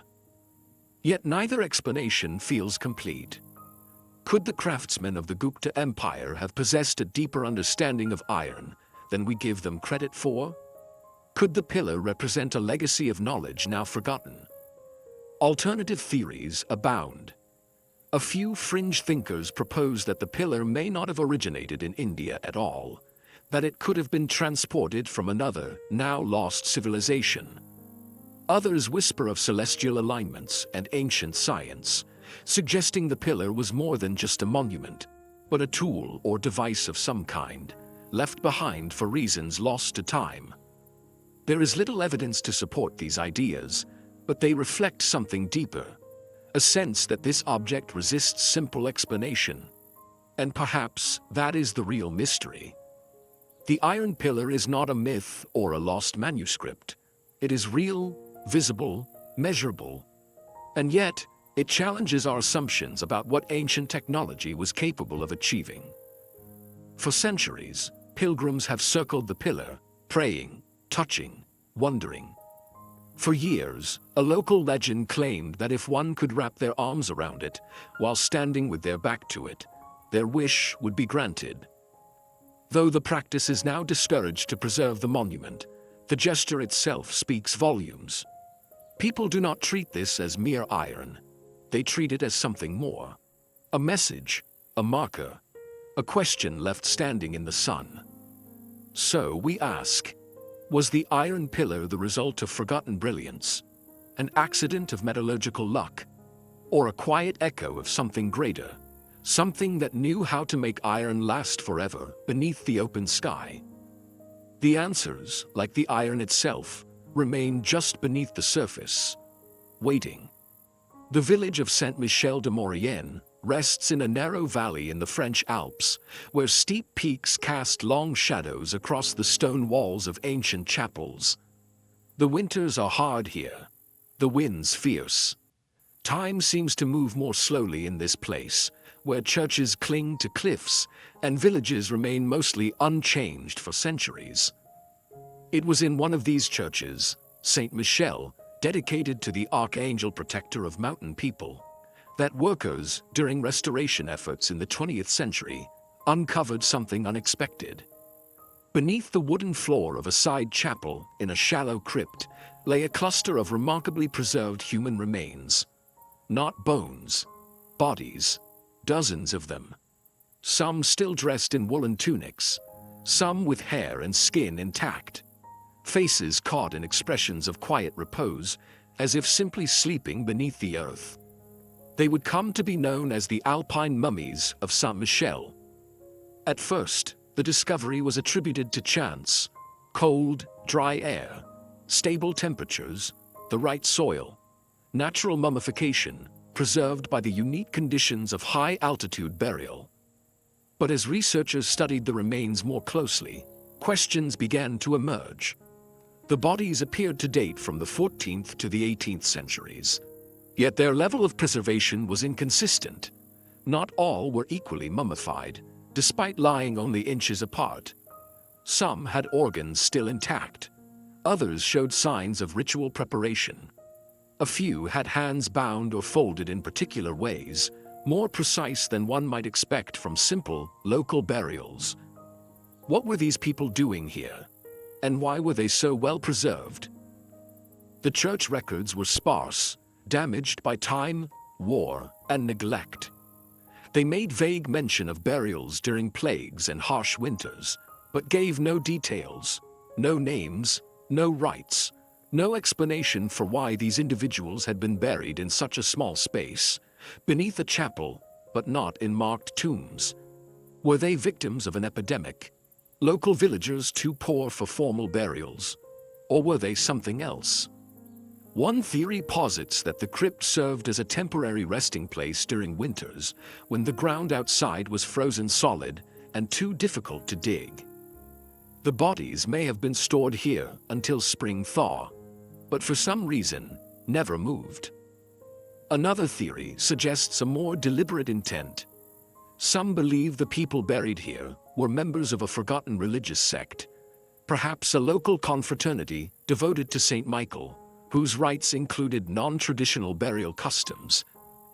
The care with which some of the bodies were arranged, and the presence of religious medallions sewn into clothing, seems to support this possibility. But others look deeper. Some speculate that the preserved bodies were tied to a hidden history of the region, an underground network of mystics, pilgrims, or monastics who passed through these valleys in secret, guided by visions and faith. The Alps, after all, have always held a kind of spiritual gravity. Hermits, visionaries, and monks once sought isolation here. Chapels were carved into rock faces. Saints were said to appear to shepherds in the snow. Could these mummies have been part of such a story? Quiet lives of devotion, sealed in the earth. And then there are the stranger details.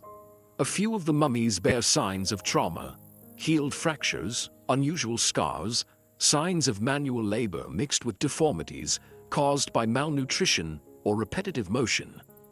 Some had copper or iron objects buried with them, inexplicably shaped and not easily identified. One bore a fragment of parchment in the folds of its clothing, faded nearly to illegibility, but containing what appeared to be fragments of a prayer, not found in any known liturgical text. Had these people died of disease, or something else? Had they been buried here because of who they were, or what they believed? Even the location of the crypt remains curious. Though beneath the church, it was not originally constructed as a crypt. The space seems to have been carved into the rock centuries earlier, its access sealed until the restoration work began. Had it always been intended as a burial chamber? Or was it repurposed during a time of crisis, war, plague, famine? And if so, why were these particular bodies chosen for preservation? Modern science has revealed some answers. Radiocarbon dating confirms a wide range of dates for the bodies, suggesting the crypt was used repeatedly over centuries. Isotope analysis indicates many of the individuals were local to the region, though a few appear to have come from as far away as northern Italy and western Switzerland. But beyond the physical data, the deeper mystery remains. Who were they?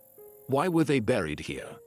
And why, centuries later, do their faces still look up from the stone in silence? In the dim light of the chapel, the mummies of Saint Michel rest in glass cases today, removed from their crypt, studied, preserved, and displayed with reverence. Visitors pass by them quietly, some with curiosity, others with a kind of quiet awe. These are not saints, or royalty, or warriors, just people. Ordinary, and yet not. For their presence lingers, like the wind that moves through the mountain passes, like a secret kept for centuries beneath the church floor. And so we ask, did these alpine mummies die in obscurity? Or were they laid to rest with purpose? And what lost story might still echo in the stillness of that hidden stone chamber, waiting to be remembered? In the misty folds of the Western Pyrenees, where steep green valleys meet the Atlantic coast, a unique rhythm of speech echoes through villages built of stone. It flows through the narrow streets of towns like Bilbao, San Sebastian, and Bayonne, between mountains, over borders, and across centuries. It is not Spanish, it is not French, it is Euskara, the language of the Basque people. And no one knows exactly where it came from. Unlike every other language in Europe, Euskara is not Indo-European. It shares no provable ancestry with Latin, Greek, Celtic, or Germanic roots. Its grammar, vocabulary, and structure are entirely unique. It is not a derivative of something older. It is the older thing. Linguists call it a language isolate, a term that denotes its singularity, but does little to explain its mystery. How did a language with no known relatives survive in the heart of Europe, surrounded by the shifting tides of empire, invasion, and cultural erasure? How did it endure through Roman conquest, Visigothic rule, Moorish expansion, and the rise of modern nation-states, intact, unassimilated, and still deeply rooted? Some believe Euskara is the last living voice of pre-Indo-European Europe, a linguistic fossil that somehow survived when all others were swept away. A remnant of the languages spoken by hunter-gatherers and early farmers before the spread of Indo-European dialects around 4,000 years ago. If true, this would make Basque not just a curiosity, but a direct link to Europe's deepest past. But the theory, while compelling, raises further questions. If Euskara is a remnant of ancient Europe, why is it found only in this small mountainous pocket straddling Spain and France? What happened to the other languages of its kind? And why has no direct ancestral form of Euskara ever been discovered in archaeological or epigraphic record? The Roman Empire, so meticulous in its documentation, made note of many local languages, but mentions of Basque, or its earlier forms, are frustratingly scarce. Some believe the Romans may have mistaken the language for a variant of Iberian, a now extinct script and tongue once spoken across the Iberian Peninsula. But even Iberian, despite some similarities in sound, shows no concrete linguistic link to Basque. Could the Basques have arrived from somewhere else? A more speculative theory suggests a link between Basque and the languages of the Caucasus, particularly Georgian or Chechen. These languages share a few typological similarities, such as ergative grammar structures and an emphasis on consonants. But the evidence is thin, and no genetic or archaeological trail supports such a migration. Others have pointed further afield, noting a few faint resemblances between Basque and languages once spoken in ancient Mesopotamia or North Africa. Again, the similarities seem more poetic than proven. What if Euskara didn't arrive? What if it never left? What if, long before Indo-European languages swept across the continent, long before Greek met Latin and Celtic spread through the rivers and hills, there was a network of languages that dotted the landscape? Languages like Euskara, distinct and localized, evolving quietly in valleys and coastlines? And what if Euskara is the last survivor of that lost network? If so, the Basque people have guarded more than just a language. They've preserved a window into a forgotten era, a time before borders, before history was written, when language was the shape of a world not yet named. Still, mysteries remain. Even within the Basque country itself, dialects vary dramatically. Villages just a few miles apart sometimes speak forms of Euskara, so different they are barely mutually intelligible. This linguistic fragmentation suggests great age, more time for variations to grow independently, but also complicates the effort to reconstruct any original form. And then, there is the question of writing. Euskara, for most of its history, was an oral language. Written records only begin to appear in the Middle Ages, long after the language had likely existed for thousands of years. The earliest known text in Basque is the Glosas Emilianenses, a set of marginal notes written in the 10th or 11th century, mixed with Latin and Spanish. From there, only scattered fragments survive, until the development of a more standardized written form in the modern era. Why did the language remain unwritten for so long? Was it a cultural choice, a practical necessity in isolated communities, or a consequence of political suppression, as Basque identity was periodically discouraged or outlawed by both Spanish and French authorities? Even today, Euskara remains endangered. Though revitalization efforts have made great progress, especially in the Spanish Basque country, the language remains vulnerable. Its survival dependent on education, media, and generational continuity. But perhaps that is what makes it so powerful. That this language, unconnected, unbroken, and unbowed, still breathes.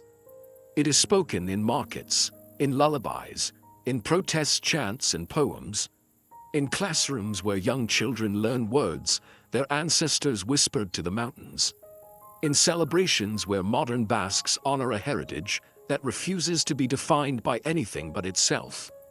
And so, we are left to wonder, where did Euskara come from? Who first shaped its words? And what deeper story might it still carry? Hidden in the folds of grammar, in the rhythm of speech, in the silences between syllables. Perhaps the language knows something that history has forgotten.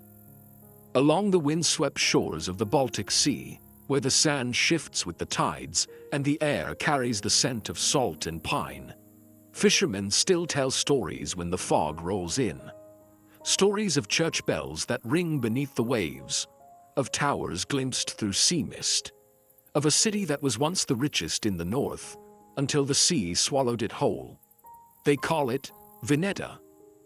According to medieval chronicles, Veneta was a great port city, vast, multicultural, and opulently wealthy. Situated somewhere along the southern Baltic coast, perhaps near modern-day Germany or Poland, it was said to be a hub of commerce and diplomacy. Merchants from Byzantium, Scandinavia, the Islamic world, and beyond, allegedly passed through its gates. Its markets glittered with gold, its temples honored many gods, and its people lived in luxury unknown to their neighbors. But no trace of the city remains above ground today. No walls, no streets, no ruins, just a legend and a mystery. The earliest written references to Veneta appear in the 11th and 12th centuries in the works of chroniclers such as Adam of Bremen and Helmold of Bosau.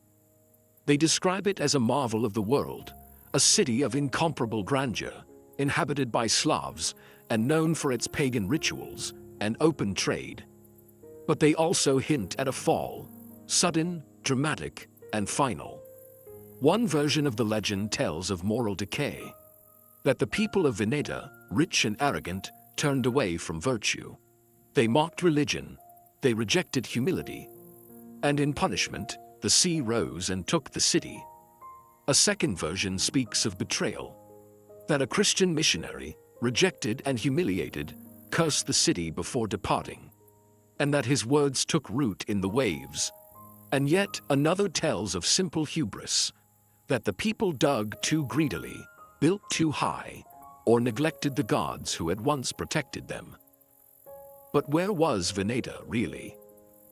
Historians and archaeologists have long searched for clues. One candidate is the town of Wolin, on an island of the same name off the Polish coast. Excavations there have revealed an important medieval settlement, multi-ethnic, bustling with trade, and protected by ramparts. Some believe Wolin may have been the real Veneta, or at least its inspiration. Viking artifacts, Islamic coins, and Byzantine ornaments have all been found there, suggesting far-reaching trade connections. But Wolin was never submerged.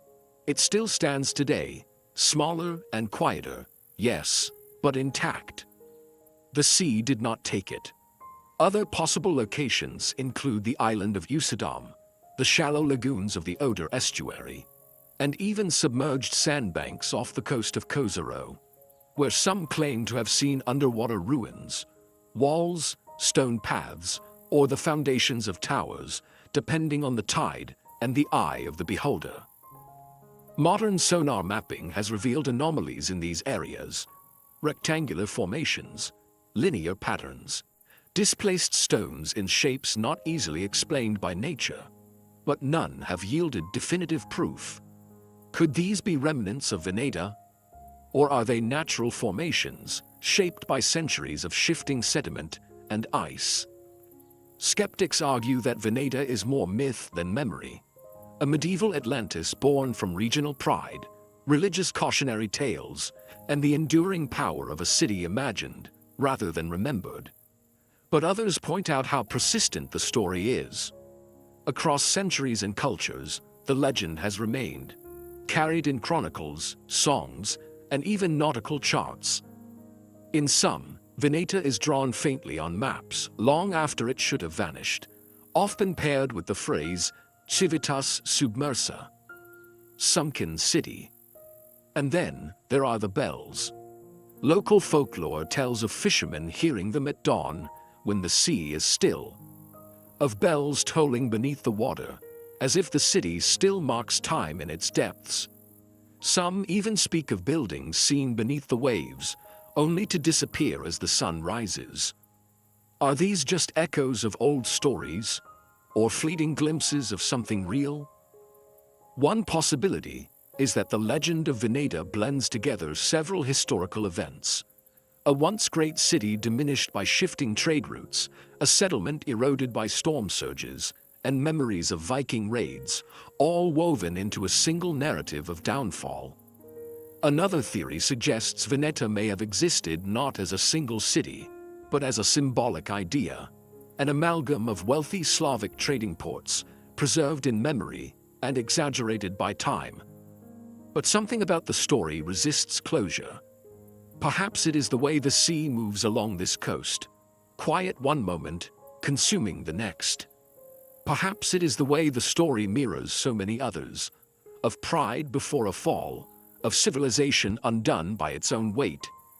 Or perhaps in the depths of the Baltic, something is still waiting, submerged in salt and silence. So we ask, was Veneta ever real? Was it a warning? A myth wrapped around truth? Or a city now forgotten? Not by history, but by the tides. The waves return to the shore again and again. And somewhere beneath them, maybe, just maybe, so does Veneta. The Scottish Highlands are a land of slate-grey skies, ancient forests, and mist-covered lochs. Amid the rolling heather and wind-worn hills lie the remnants of forgotten abbeys, half-buried stone, crumbling towers, and graves long overgrown with moss. It was in one such ruin, according to local tradition, that a strange book was found. Its vellum pages stiff with age, Its ink faded to the color of dried blood. They called it the Kennedy manuscript. Bound in dark leather and sealed with rusted clasps, the manuscript bore no title on its cover. It was unearthed, according to early 19th century accounts, during restoration work at the ruins of Crossraguel Abbey, once a stronghold of the powerful Kennedy clan in medieval Scotland. Found tucked behind a loose stone in the wall of a side chapel, the book was wrapped in linen and tucked beside a carved bone cross. Its contents remain a mystery, at least in part. Portions of the manuscript, now held in fragments at the National Library of Scotland, are written in Latin and Middle Scots, and appear to contain a mix of religious text, genealogical records, and cryptic poetry. But not all of it can be translated. A portion of the book is written in a cipher, a complex substitution code that has resisted full decryption, even in the modern age. What has been translated, however, is enough to raise eyebrows. There are references to a binding made in ink and flesh, to the tongue that breaks bloodlines, and to a curse spoken not in anger, but in cold law. One section appears to recount a dream or vision of a tower struck by lightning, a red star falling into a glen, and a child born under silence, who shall unmake a house of stones. But beyond the language, it is the manuscript's alleged effect on those who possessed it that birthed its darker legend. After its discovery, the manuscript was taken into private custody by a descendant of the Kennedy family. Within 2 years, the man, Lord Fergus Kennedy, was dead, drowned under suspicious circumstances during a storm on the Ayrshire coast. His son inherited the manuscript and, according to family letters, became obsessed with decoding the ciphered sections. He was later declared mentally unfit and confined to an institution, where he reportedly tore pages from the book and claimed they were listening to him. Other deaths followed. A fire consumed the estate in 1861. Another heir vanished during a hunting trip in the Highlands. A later descendant, who attempted to donate the manuscript to a London museum in the 1930s, died suddenly of unexplained heart failure just days after delivery. The museum returned the book. Was it all coincidence? Skeptics argue that the so-called curse is nothing more than an invention of Gothic imagination, a blend of family tragedy and historical accident, exaggerated by generations eager to attach meaning to loss. The Highlands, after all, are rich with folklore. Tales of cursed relics, second sight, and fateful omens are part of the cultural fabric. But others believe the manuscript contains something more than superstition. Some researchers have proposed that the Kennedy manuscript may have been a legal or magical document, an oath or contract created by a 15th century abbot with ties to both Catholicism and older pre-Christian traditions. A form of binding curse designed not as punishment, but as protection, meant to defend a bloodline from betrayal or dilution. There are even those who suggest that the ciphered sections may contain a name, a true name, of a person, a place, or a spiritual entity, whose invocation binds the reader in ways not fully understood. Modern cryptographers have attempted to break the cipher, with limited success. Its structure is inconsistent, suggesting layers of obfuscation. One section believed to be cracked contains a curious phrase: "He who speaks it aloud shall never again speak in peace." No one knows who wrote it. The script suggests multiple hands, some refined and ecclesiastical, others jagged and hurried. Marginalia scrawled in the corners appear to change tone halfway through the book, as if the copyist grew anxious or disoriented. Some pages are marked with wax strippings, others appear to be stained with something darker. Ink, perhaps, or something else. Today, the remaining pages of the Kennedy manuscript are kept in special storage, rarely displayed. Efforts to digitize and study it continue, though a portion of the manuscript remains unaccounted for. Some believe missing pages may still lie in private hands, passed down quietly, or sold without provenance. Others wonder if they were destroyed, on purpose. And so we are left to ask, was the Kennedy manuscript simply a relic of medieval superstition, a tragic story wrapped in coincidence? Or did it once contain a curse, spoken, written, or invoked, that truly held power over a lineage? The stone walls of Crossraguel still stand, battered by wind and rain, holding their silence. But the manuscript, wherever it may now rest, still waits, still unread, still watching. At the edge of the Mendip Hills in Somerset, England, stands one of the most captivating cathedrals of the medieval world, Wells Cathedral. Its honey-colored stone glows in morning light, its Gothic arches rising like a frozen wave. To step inside is to enter a space suspended in time. Ribbed vaults stretch overhead, and sunlight spills through stained glass in pools of quiet color. But among the sacred geometry and hushed reverence, there is something unexpected. Above the Jesse window, high on the west front of the cathedral, and scattered along its interior niches, stand figures not locked in solemnity, but in motion. Dozens of carved statues, dating back to the 13th and 14th centuries, appear to twist, leap, and gesture, not as saints or martyrs frozen in veneration, but as if mid-dance. Arms raised, garments flowing, expressions caught in animated display. For centuries, locals and visitors alike have referred to them as the dancing statues. At first, they seem no more than an artistic flourish, a unique aesthetic choice by the cathedral's master masons. Wells Cathedral was, after all, known for its innovative sculpture. The facade alone features over 300 figures, an immense gallery of carved saints, kings, and angels, unlike any other in England. But these particular statues are different. They seem alive. Too alive. One figure appears to balance on the edge of a pedestal, foot lifted as though caught mid-leap. Another leans into a partner, whose features are strangely eroded, as if worn by more than time. Several appear to look not outward at the congregation, but inward at each other. And then there are the accounts. Scattered across centuries are stories, mostly quiet, mostly second-hand, of the statues moving. Not in broad theatrical ways, but subtly. A tilt of the head, a raised arm where before it had hung. Choir boys in the 17th century reportedly claimed they would return in the morning to find a hand turned, a foot shifted. A visitor in the 19th century described a strange creaking sound during evensong, followed by the unmistakable sense that the figures above the choir had changed position. None of these claims were ever verified. The statues remained where they were.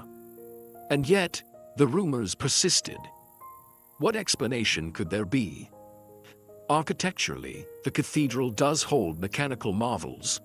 The Wells Cathedral clock, for instance, is one of the oldest working clocks in the world, dating to the late 14th century. Above it, nightly figures ride in circles, mechanically striking bells on the quarter hour, a medieval automaton that still functions today. Could the dancing statues have once been part of a larger mechanism? Some scholars have speculated that the cathedral's designers, inspired by the movement of the clock, may have attempted a second, more ambitious project. A kinetic sculpture, moved by hidden gears or pulleys. If so, no mechanism survives, and no records confirm its existence. But the design of the figures themselves raises deeper questions. Why were these particular statues made with such vivid movement, when others, saints, bishops, even archangels, remain still and dignified? Why are the dancing figures placed where they are, close enough to the public to be noticed, but just high enough to be out of reach?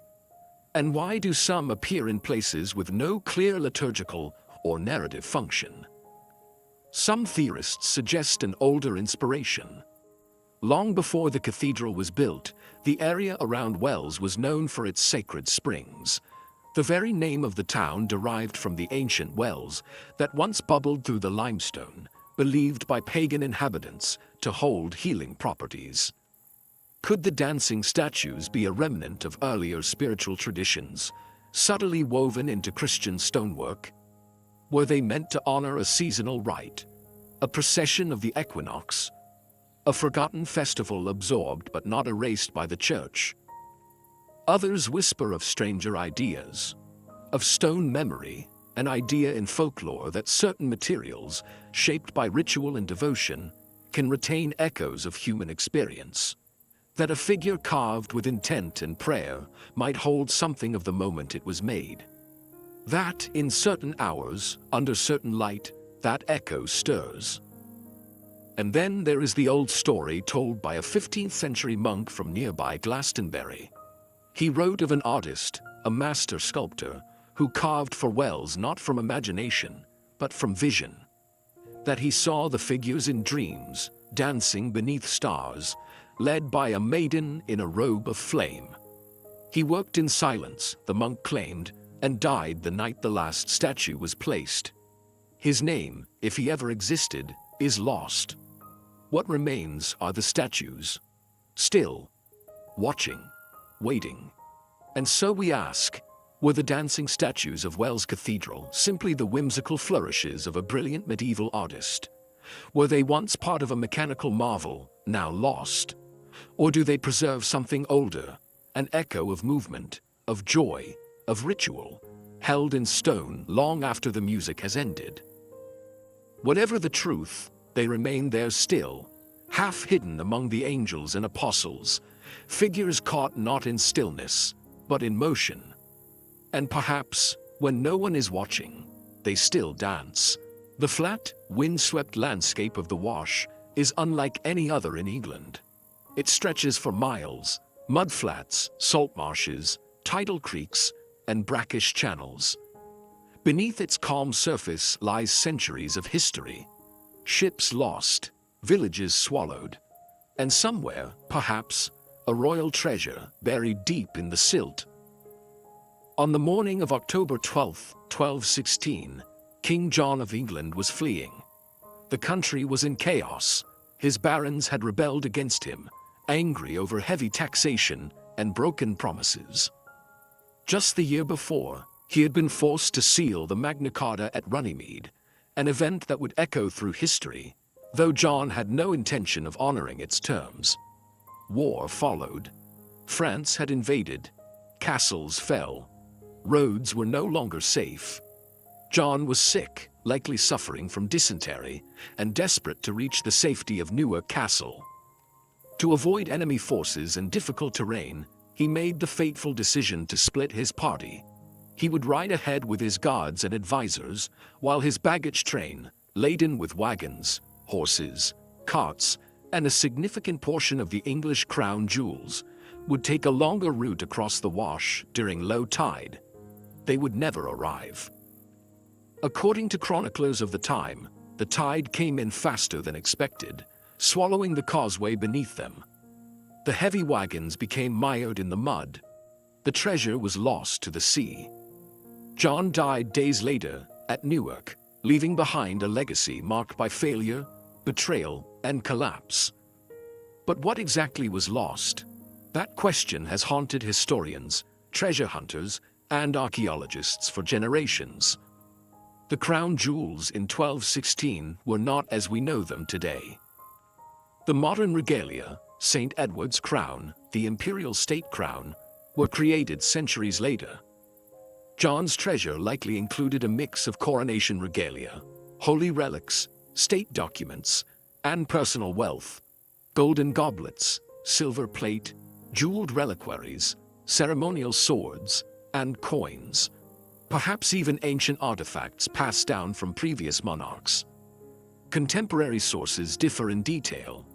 Some mention specific items, like the Sword of Tristram, a legendary blade believed to have mystical powers. Others refer to relics of the saints, or gems from the East, implying that John's trove may have included Crusader spoils or gifts from the papacy. But no complete inventory survives. And so, the imagination fills the gaps. Was it merely royal baggage? Valuable, yes, but not irreplaceable? Or was it something more? Some theorists believe the treasure may have included lost documents, early versions of royal charters or treaties whose survival would have altered the trajectory of English governance. Others suggest something darker, that the treasure contained sacred or even heretical texts hidden from the church, or relics tied to Templar rites, gifts from allies John had cultivated in secret as his grip on power weakened. Whatever it was, it disappeared. Searches began as early as the 13th century, but the Wash is treacherous ground. Tides shift dramatically. Channels move. The landscape is constantly remade by the sea, and no confirmed trace of the treasure has ever been found. Modern attempts using ground-penetrating radar, sonar scans, and drone imaging have identified a few anomalies, buried timbers, concentrations of metal, but none have yielded a definitive discovery. Is it still there, buried beneath centuries of silt? Or was it recovered in secret? Some local legends tell of villagers who found chests washed up days after the disaster, only to vanish themselves shortly afterward. Others speak of monks from nearby abbeys who quietly retrieved sacred items and never reported them. In the 17th century, a farmer claimed to have found a jewel-encrusted crucifix near the old causeway, but the item was never seen again. And then there is the question of whether the treasure was truly lost at all. A minority of scholars have raised the possibility that the story was invented, or at least exaggerated, to cover a more complicated reality. Could the loss have been staged? A way to explain treasure that had been hidden elsewhere, spirited away for safekeeping, or even stolen. King John was not a beloved figure. Many saw him as corrupt, vindictive, and cruel. Might someone close to him have taken advantage of the chaos to divert the treasure for their own gain? Or, more fantastically, was there something in that train that someone didn't want found? Something whose absence would be easier to explain as lost to the sea? The Wash, quiet and windswept, offers no answers. But the question lingers, suspended like the shifting tide. Somewhere, perhaps, beneath the mudflats and seagrass, lie the remains of a lost fortune. Forgotten crowns, vanished relics, and gold swallowed not by time, but by the earth itself. And so we are left to wonder, what really vanished on that October day in 1216? And if the sea ever gives up its secrets, what else might come with them? In a chamber lit by candlelight, a queen sits alone. Ink stains her fingers. The scratching of the quill is the only sound. Outside, the walls of Lochleven Castle press in, cold and damp, surrounded by the still waters of a Scottish loch. She writes, or does she? This is the image invoked by the legend of the Casket Letters, a collection of 8 missives and several poems, supposedly written by Mary, Queen of Scots, during the most perilous time of her life. Letters that would later be used to imprison her, force her abdication, and destroy her reputation. Letters that may never have been hers at all. The mystery begins in the summer of 1567. Mary had been queen since she was 6 days old, but her rule was increasingly unstable. Scotland was a land divided by religion and loyalty, and Mary's Catholicism made her a target in an increasingly Protestant kingdom. Her personal life was also in turmoil, particularly her marriage to Henry Stuart, Lord Darnley, a man of ambition, jealousy, and poor judgment. On the night of February 10, 1567, Darnley's residence at Kirko Field was destroyed in a mysterious explosion. His body was later found nearby, not burned or crushed by debris, but strangled. Suspicion fell on many, but one name rose quickly to the surface. James Hepburn, Earl of Bothwell, a powerful nobleman, and Mary's rumored lover. Just weeks later, Bothwell abducted Mary on a remote road and, depending on the version told, either seduced or forced her into marriage. Their union shocked the kingdom. Noblemen rebelled. Mary was captured and imprisoned. Bothwell fled into exile. It was in this charged atmosphere that a small silver casket, described as about a foot long, studded with ivory, was presented to the Scottish Privy Council.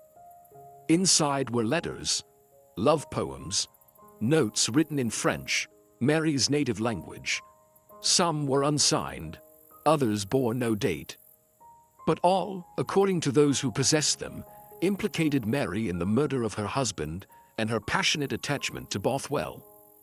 The contents were never made fully public. Only summaries or translated copies were shared. Some read aloud, some transcribed, others paraphrased. The originals, if they existed, disappeared over time. But the damage was done. Mary, already under arrest, was forced to abdicate the throne in favor of her infant son, James. She would spend the next 19 years imprisoned in England under the wary eye of her cousin, Elizabeth I, before being executed for alleged treason in 1587. But here is the question that has haunted historians ever since. Did Mary write the casket letters? Some believe she did. They point to the emotional language, the poetic metaphors, the desperate longing expressed in certain lines. The letters refer to secret meetings, to shared guilt, to a bond so powerful that it would justify any act, even murder. They fit, in tone and timing, with what many suspected about Mary's relationship with Bothwell. But there are problems, significant ones. First, the chain of custody. The letters were said to have been discovered by one of Mary's enemies, James Douglas, Earl of Morton, in a chest allegedly belonging to Bothwell. No witnesses saw the moment of discovery.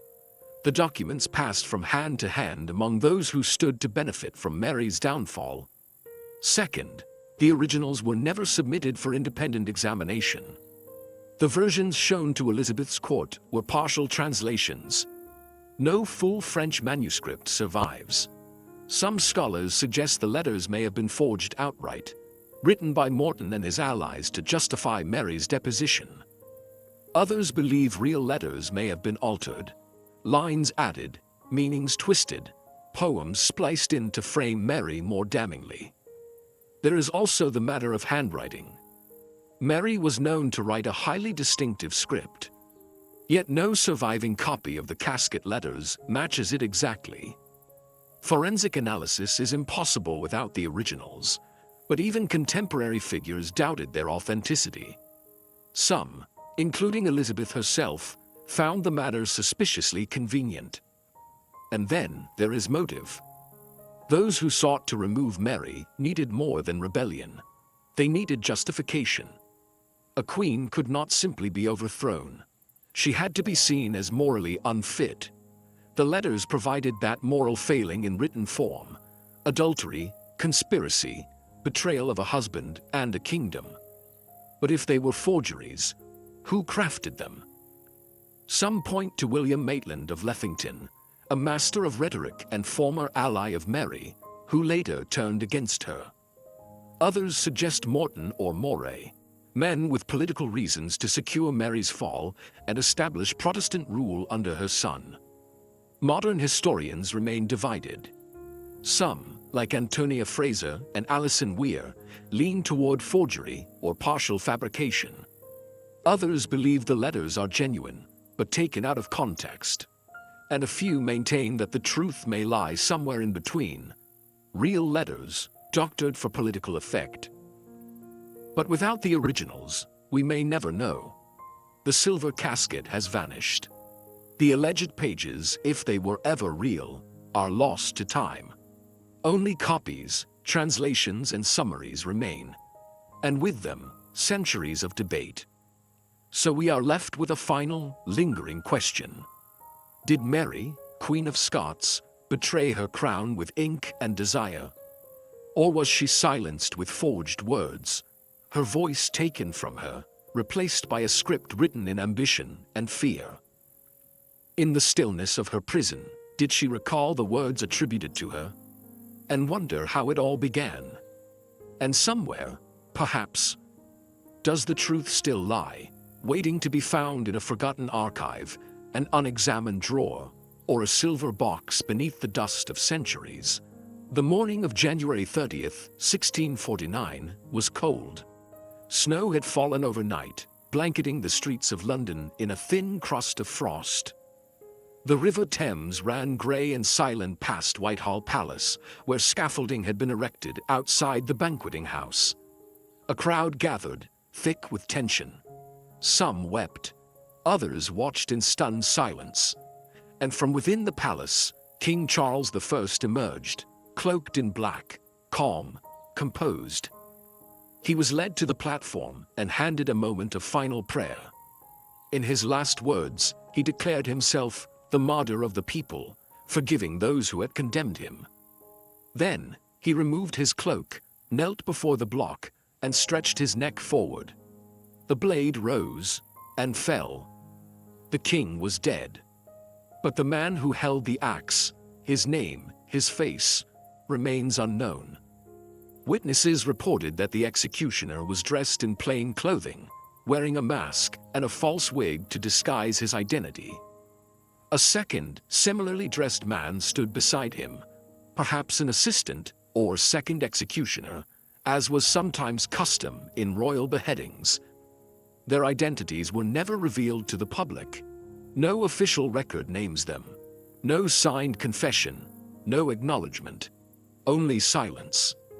And that silence, more than the act itself, is what birthed the mystery. Because this was not just a noble, not even just a royal. Charles was a king, an anointed sovereign, believed by some to rule by divine right. To execute a king was an act of unprecedented gravity. Whoever struck that blow risked not just retribution from royalists, but damnation in the eyes of many. So, who was he? One name rises above the rest. Richard Brandon, the common hangman of London. Son of Gregory Brandon, who held the same post before him, Richard had carried out several high-profile executions for the Commonwealth, including those of noblemen and traders. He was experienced, paid for his work, familiar with the blade. Just days after Charles's execution, rumors spread that Brandon had done the deed. Some said he was paid £30, a considerable sum at the time. Others claimed he refused the task, fearing the consequences. An anonymous pamphlet, The Confession of Richard Brandon, emerged shortly after his death, claiming he had confessed on his deathbed to beheading the king. But the document's authenticity is widely disputed. No official seal, no corroborating witness. And Brandon himself died only 6 months after the execution, allegedly plagued by guilt, though no cause of death was officially declared. Was it him? If not, who else would have had the skill and the nerve? Another possibility is William Hewlett, a soldier in the Parliamentary Army. Years later, following the restoration of the monarchy under Charles II, Hewlett was arrested and tried for involvement in the regicide. He confessed under duress to having been present on the scaffold, but denied being the executioner himself. No evidence was found to prove otherwise, and he was ultimately spared execution. Some believe the man behind the mask may have been a foreign mercenary, someone brought in to carry out the task without the burden of local loyalty or fear of retaliation. A few witnesses noted an unfamiliar accent in the short words the executioner spoke on the scaffold. Others thought the man moved stiffly, clumsily, as if unaccustomed to the weight of the axe. Could it have been a loyalist, ironically performing the act to spare another? There are theories that a man loyal to the king offered to carry out the execution himself, ensuring a clean, respectful death, rather than a drawn-out display of incompetence by a hesitant or hostile headsman. If true, This might explain the relative speed and precision of the strike. The axe fell once, cleanly. Witnesses noted that Charles's death was quick and dignified, unusual for such a high-pressure public execution. But this theory raises other questions. Why the disguise? Why the secrecy? Why no note left behind? It is also possible that multiple individuals were involved, and that the true executioner never stood on the scaffold at all, that the assistant swung the axe, that the deed was carried out not by a known hangman, but by someone whose name we never recorded, whose face we never saw. Or perhaps we did. One curious postscript to this mystery involves the mask itself. An old leather mask, housed in the Museum of London, is said by some to be the very disguise worn by the executioner that day. But provenance is unclear. The mask's stitching and design suggest 17th century origins, but there is no label, no diary, no receipt. Just the object, plain, worn, and mute. So we are left with fragments, a dead king, a silent blade, a masked figure who stepped onto history's stage for a single, irreversible act, and then vanished. No one ever claimed the £30 reward rumored to have been offered. No deathbed confession has been universally accepted. No descendant stepped forward in pride or shame. And so we are left to wonder, too, who was the man behind the mask? What did he think as he raised the blade? Was he an agent of justice, a reluctant servant, or a ghost of history, drawn to one moment, then swallowed by time? In the cold morning air of Whitehall, the king's blood stained the platform, but the man who spilled it slipped into the fog and was never seen again. Laid out in soft light within a dim gallery in Normandy, the Bayeux tapestry runs nearly 70 meters long, its linen frame stretching like a medieval scroll, embroidered with images of kings, comets, ships, and war. At first glance, it seems complete. It tells a story with a beginning, a middle, and an end. Or does it? A closer look reveals that the final panel of the tapestry is gone. Torn, lost, or never completed. What remains is an abrupt halt. The last surviving scene shows a group of soldiers pursuing fleeing enemies, some on horseback, others wounded or turning in panic. There are no closing words, no declaration of victory, no depiction of William the Conqueror crowned king. The final curtain of one of Europe's most significant conquests is absent. Why?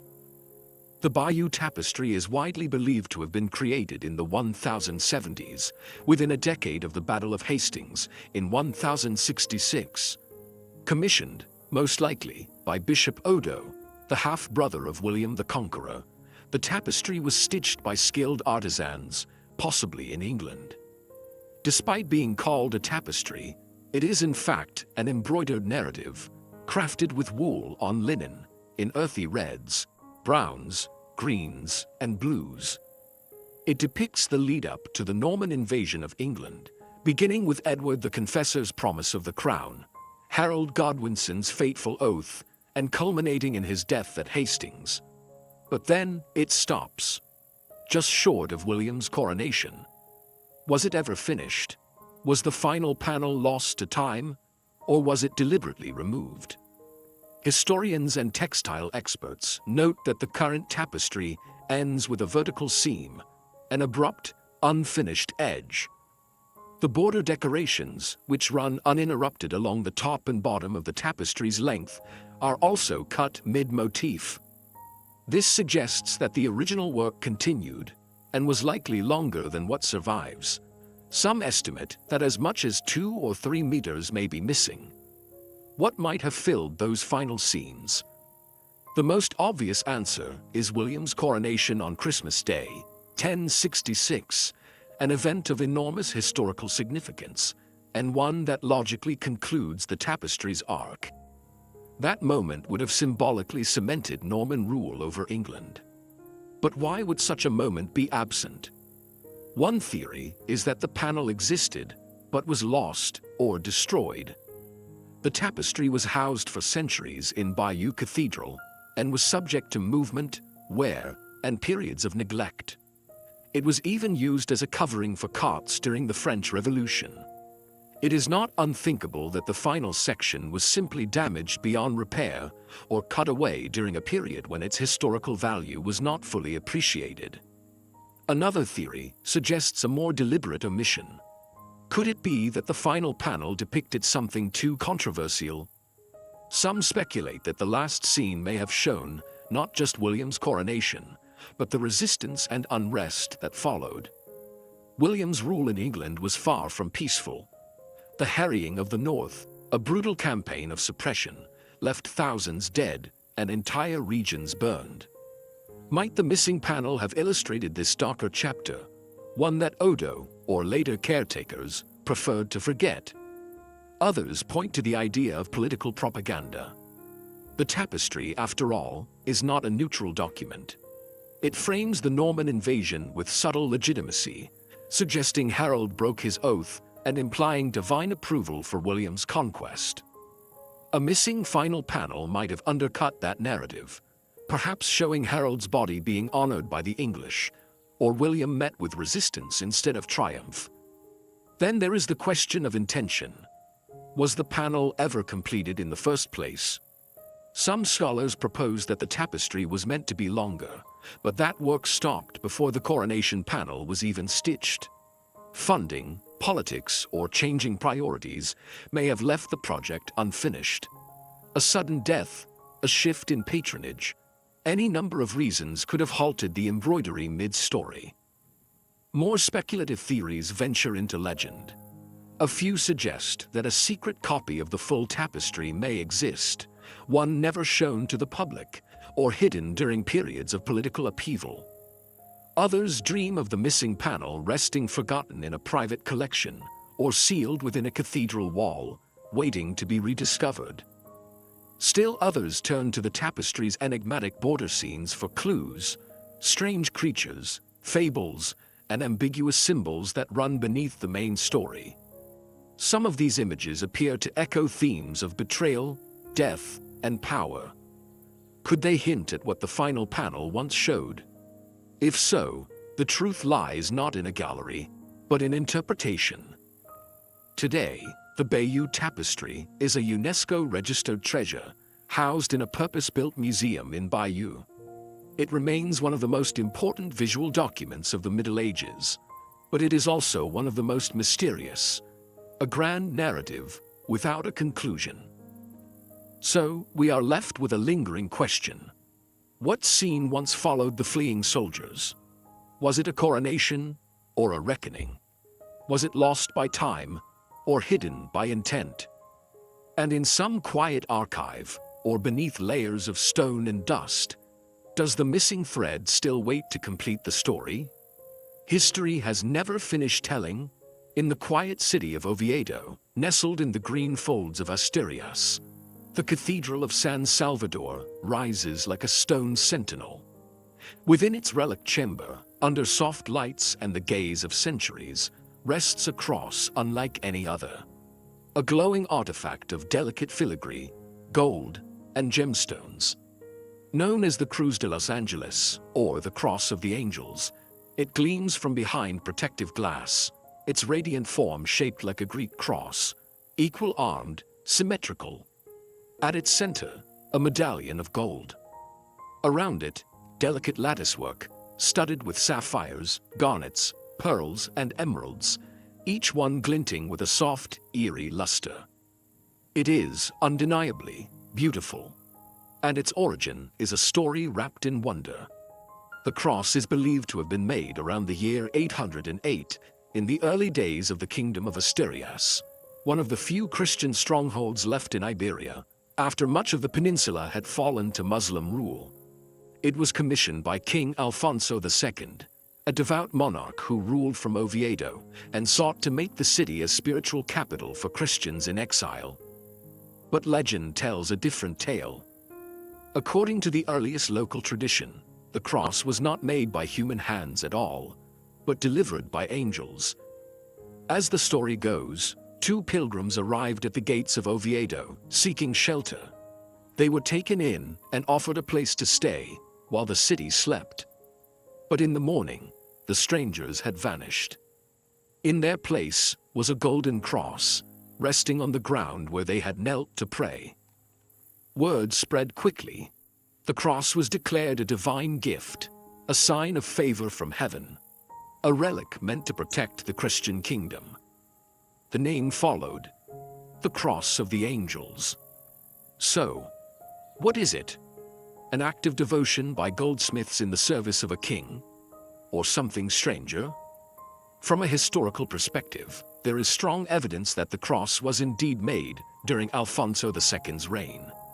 A Latin inscription on the back names him and dates the gift.